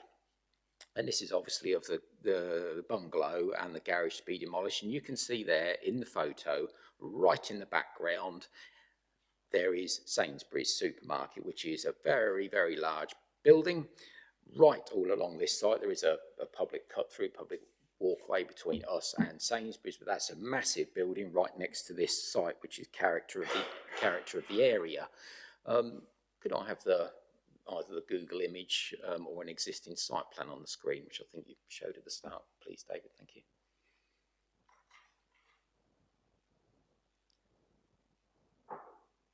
So thank you. So you can see here, obviously, the red hatching is the bungalow to be demolished, and you can see here, all to the northwest, that grey hatching is Sainsbury's, which is right next to this site. Character of the area, it's a massive building, far higher than this. That is, as you can see, it's right next to our site. And when you look through this report, I think it's actually, in my opinion, it's quite positive, to be honest. No impact on neighbouring amenity in terms of loss of light, overbearing or loss of privacy. No concerns with regards to amenity of each plot. The tree officer confirms the proposal is satisfactory in relation to all the trees. All of those are being kept. Some of them have got TPOs on. They're outside of our site. They're not being touched. They're staying. One of the gardens we've proposed is 17 metres long. The other one's 34 metres long, far greater than the third area that's required. There's no objections to many of the consultees to this application, obviously, except with regards to the Conservation Officer. Property is being demolished is 1960s bungalow. Report confirms there's no impact on adjacent properties. We're a similar height to adjacent properties. We're happy to agree brick, roof tiles, any brick detailing. We're happy to agree that with the officer, and there's no objection to 2 properties on here within the report. Thank you. Thank you, Mr. Hall. I would now like to invite members to put questions to Mr. Hall. If you would like to ask a question, please could you raise your hand? Councillor Gerstner. Thank you, Mr. Hall. I'll just, for clarification, please. Bungalow built in the 60s with substantial damage, subsidence damage, I presume. Yes. Has it been looked at being underpinned, or have any other major work done to it to correct it? So yes, it's 1960s bungalow, severe damage. We had a structural engineer's report. Sorry, I'll keep the answer brief. All the floors, the whole building would need renovated. Parts of it would need to be taken down. All the floors broken out, and it's not just we'll repair the cracks, it's distorted and it's slipped off the damp course. That's taking parts of it down, not just bits, parts of it all down. Would it be cost effective? No. But 2, One key point with this is when you underpin a property or pile it, mass concrete underpin it, you then have to go and get insurance again. That property could be blighted. Some insurers may think it's blighted. You'd need specialist insurance, more expensive, might be difficult to obtain insurance. Thank you. Councillor French. Thank you. I don't think your question was actually relevant to what's in front of us, but it was asked. Looking at this, I mean, the bungalow is awful. There's no question about that. Do you think that the drawings that we have got in front of us is actually sympathetic to a conservation area? I think it's an improvement. We're similar heights. Obviously, you may differ. We've taken dormer windows off other properties along there, similar heights. There's other things we could add to it, brick plinths, brick detailing. We'd be happy to do that and work with the officer to do that if that was a concern, yes. I think it's an improvement, but everyone has their own opinion, yes. Thank you. It is an improvement, but I don't think it's enough. Councillor Purser. Yeah, thanks, Jim. Yeah, Mr. Hall, I have a little bit of a concern on this in the state of Name Parade, the road itself, and the riverbank there. Is the construction traffic and material delivery going to be coming through Lamb's Place or down Name Parade? Thank you. So the property at the moment has obviously got access down Neme Parade. Much further down, as people on here will definitely know, the riverbank's not in the best of shape, to say the least. So this property has got access off Neme Parade, but also a right of way down Lamb's Place and off Creek Road. So there would be, in effect, two accesses for construction traffic. It would have to be limited because getting down Neme Parade, as you know, there'd have to be small vehicles. There are vehicles parked down there, so it'd have to be very small vehicles. We'd obviously have to get to the site one way or the other, yes. Yes. Mr. Hall, going back to the look, you say it's an improvement, and Councillor French has said an improvement, but probably not as much as we'd actually probably like. What extra could you do to this to make it more blend in to the conservation area? We could add some more brick detailing, stone sills, brick plinth. We wouldn't have to alter the size of the properties, which I don't think has been raised in here. If I'm wrong, Mr. Rowan will tell me. The actual size of properties wouldn't need to be changed, red line wouldn't need to be changed, accesses, etc. We could certainly add brick detailing, stone sills, brick plinth to both properties, work with the officer to do that. We'd be happy to do that, yes. So we can make improvements, yes, without altering the actual size of them, yes. And you say work with the officers. Did you work with the officers to come up with this design? We submit the application. No, we didn't submit a pre-app. We submitted the application, and 4 or 5 weeks in, I can't remember, I emailed the officer, as I always do after the consultees, which seemed to go reasonably well, and the email came back, the application's proceeding to determination, which I assume we wouldn't be able to put any more information in. That's why we're here, yes. Any further questions, Mr. Hall? No? Okay. Thank you, Mr. Hall. I would now like to invite members to put questions to officers. Councillor French.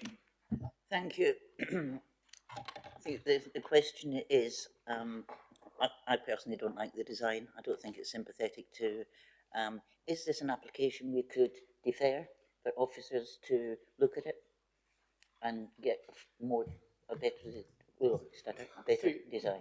The Chairman, as Mr. Hall said, the applicant's chosen not to enter into pre-app. The applicant has decided to submit something to the council for determination. You've heard me say before, and you'll hear me say again, I'm sure, the NPPF encourages pre-application advice, it encourages early engagement, which there is a fee for. Submitting this application, we've determined it, or we're recommending it. I think reality is this would need a large amount of alterations and amendments. As Mr. Hall said, well, I don't disagree with the officer. There's no principal objection to the provision of 2 dwellings on this site. It is the proposed dwellings. You know, I can critique them if members need, but it's obviously not the question, so I won't do that. But yeah, my advice would be members should determine the application in front of them. But if it came down to approving or saying defer for redesign, I'd encourage a defer for redesign, but my advice would be members should determine it as is. Thank you, Chairman. Thank you. Question, obviously we've got a 1960s build there, and I understand we're in a conservation area, but it's almost a feeling that the applicant has put it in to try not to mimic what's originally there with the 60s, but a modern type building, which that would have been compared to what else is there. Would you agree that? Through you, Chairman. You've got to remember, I don't think conservation areas existed until around about 1967. So, and then it was very different to what we have now. So any application submitted prior to that, this wouldn't have been in a conservation area. The need to preserve and enhance would not have been a requirement. So obviously planning has changed significantly in the interim years. The 1990 Act brought in a need to ensure that we preserve or enhance the special character and appearance of the conservation area. We all know there are many conservation areas with many buildings that do not reference the area, do not enhance it, and that's actually sometimes why a conservation area is actually imposed, because you start to see degradation, you start to see things falling, and you might introduce Article 4 to remove PD rights. So just because there is a building or examples of not perfect architecture or such visual cues, etc., on a scheme or in an area, doesn't mean that we should forget about the conservation area. Do I think that is a modern take on the more traditional area? I can go into more detail, but something I'll very quickly know. Thanks, Chairman. Again, I think we come down to the word subjective. Anyway, any further questions? Oh, Councillor Benny. Oh, okay. Councillor Benny's waiting to debate. Any further questions? No. Thank you, everyone. I'd now like to invite members to debate the item in respect to the material planning considerations relevant to the application. If you would like to speak, please raise your hand. Councillor Benny, followed by Councillor French. Let Councillor French go first. Okay. Yeah.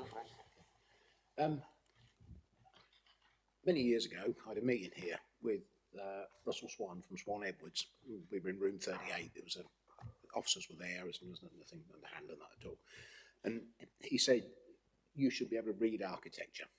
And I mean, he's a cleverer bloke on that than I am. And he said, if you look down a street, you should be able to tell the period of when those houses were built, because that relates to when they were built with the materials and the methods of construction in that time. And he said, if you put an extension on, it doesn't have to match exactly. If you build it in a modern time, in years to come, you can read the architecture as to how it is. And this is a good example.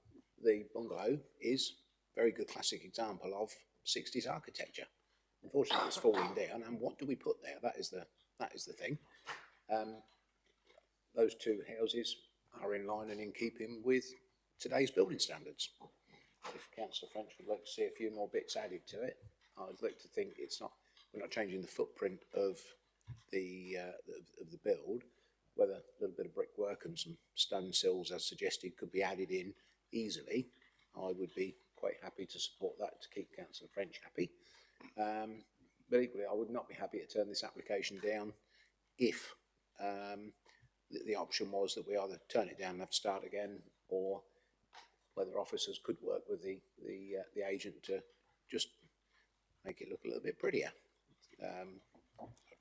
Thoughts on that one, please?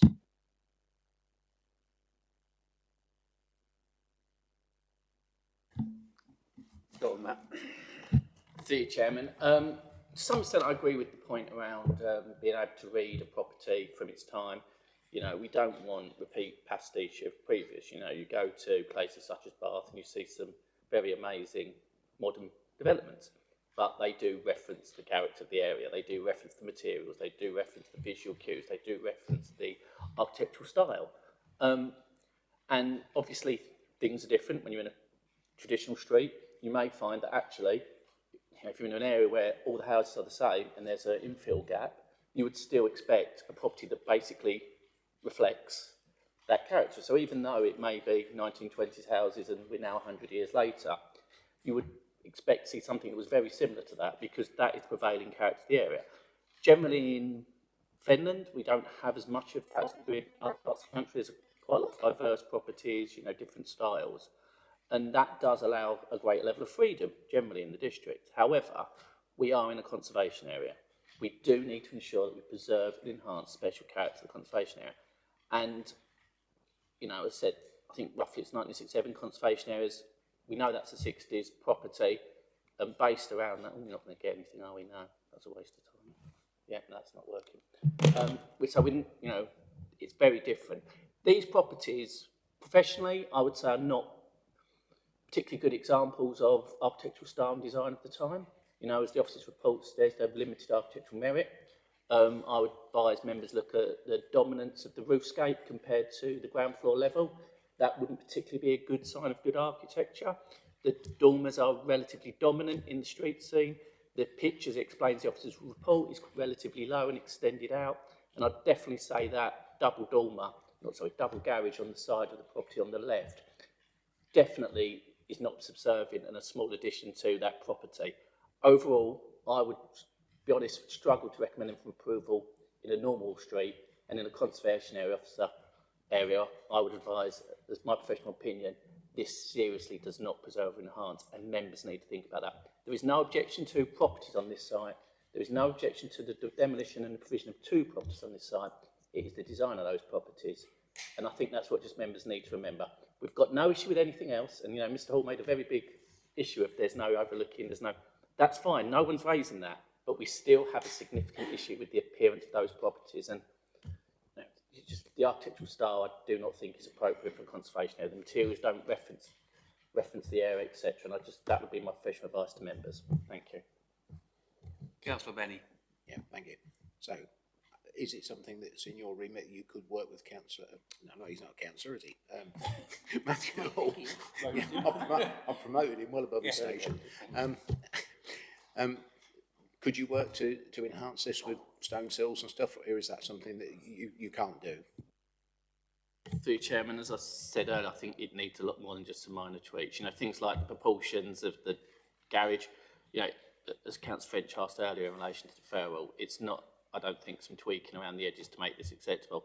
If members wish to go down the way that they want to delegate to officers subject or defer subject to a redesign, that's in their gift. But my official opinion is that, you know, we should determine what we've got in front of us. They haven't done a pre-app.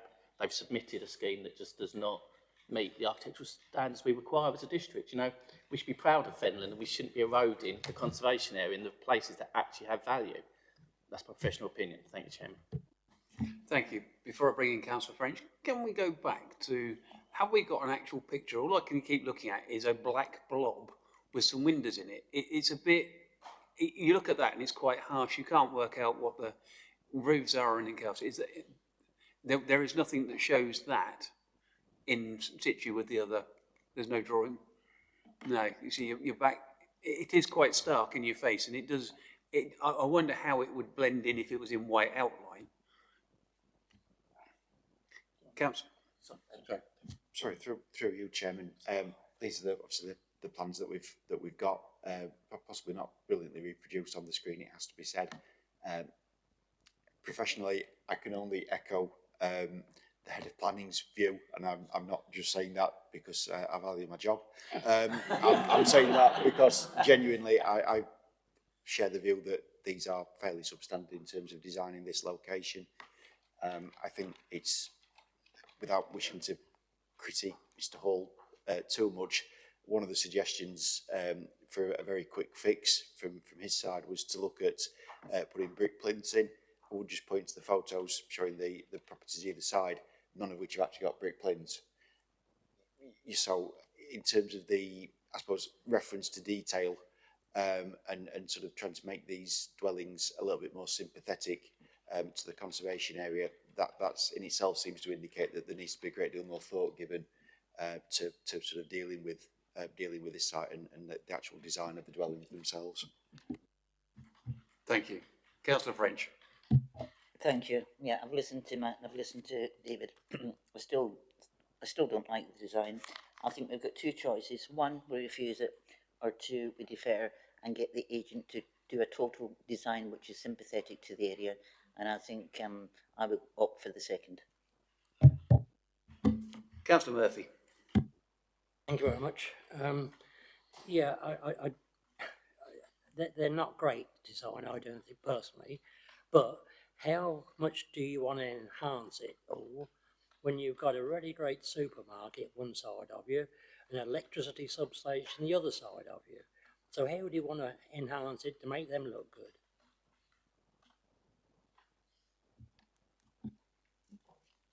Through you, Chairman. Just saying that's a moot point. You know, this is this site, this is this application. We're not saying the conservation area is perfect. You know, no conservation area is. I don't think we should be trying to water it down and make it worse. That would be, you know, my advice. You know, you said yourself, you know, they're not attractive. You know, all I think is the point is we're not objecting to the principle. We just need a better scheme in front of us, members. That would be my suggestion. We're not, you know, it's not a problem with the principle. It's just the way that they've been presented to us. Thank you, Chairman. I have to say I'm still struggling to actually picture them in situ, apart from two black blobs. To me, that's a really poor drawing. You can see lintels above the windows on the white ones and everything else. You really do struggle to see that on this drawing. So does it match in or doesn't it? That's you know that's and the roof lines and stuff. Anyway, Councillor Benny. Yeah, thank you. Normally, before you start building, you have to agree the materials. You have to agree the brick.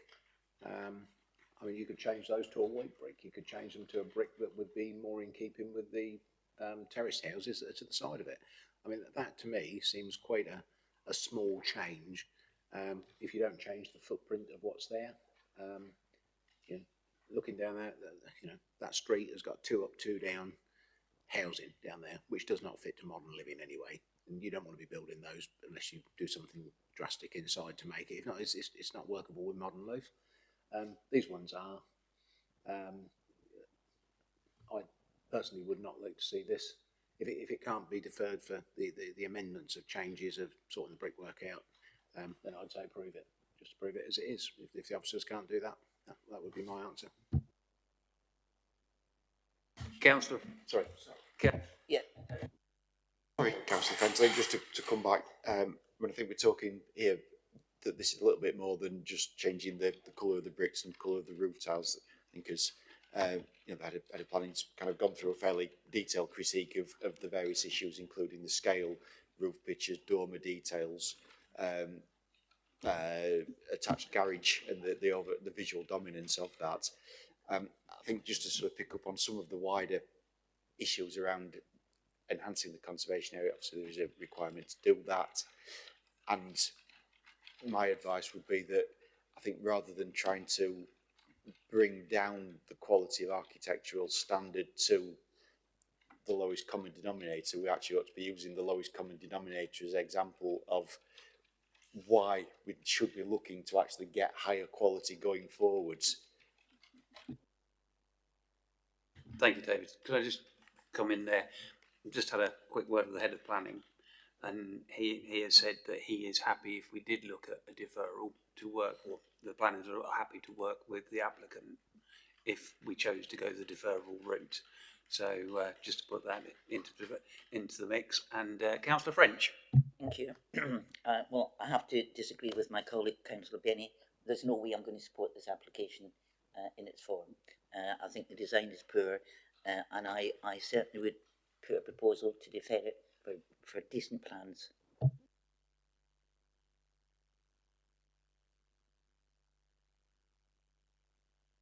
Are you putting that forward as? Yes. Okay. So we have Councillor French who has put forward a deferral. Do I have a seconder for that? Councillor Murphy. Can we take the vote on that, please? Unanimous. That application has been deferred. Mr. Chairman, is it going to be something in keeping with the supermarket behind it, or is it something in keeping with the main parade? We will wait to see what the planners and the agent brings back. Okay, that brings us to the end of this afternoon's Planning Committee meeting. Thank you for attending this council's today's business, and I declare the meeting closed at 10 to 5. The next meeting is on the 23rd of July 2025, and the meeting will be held in the council chambers, Fenland Hall. Thank you.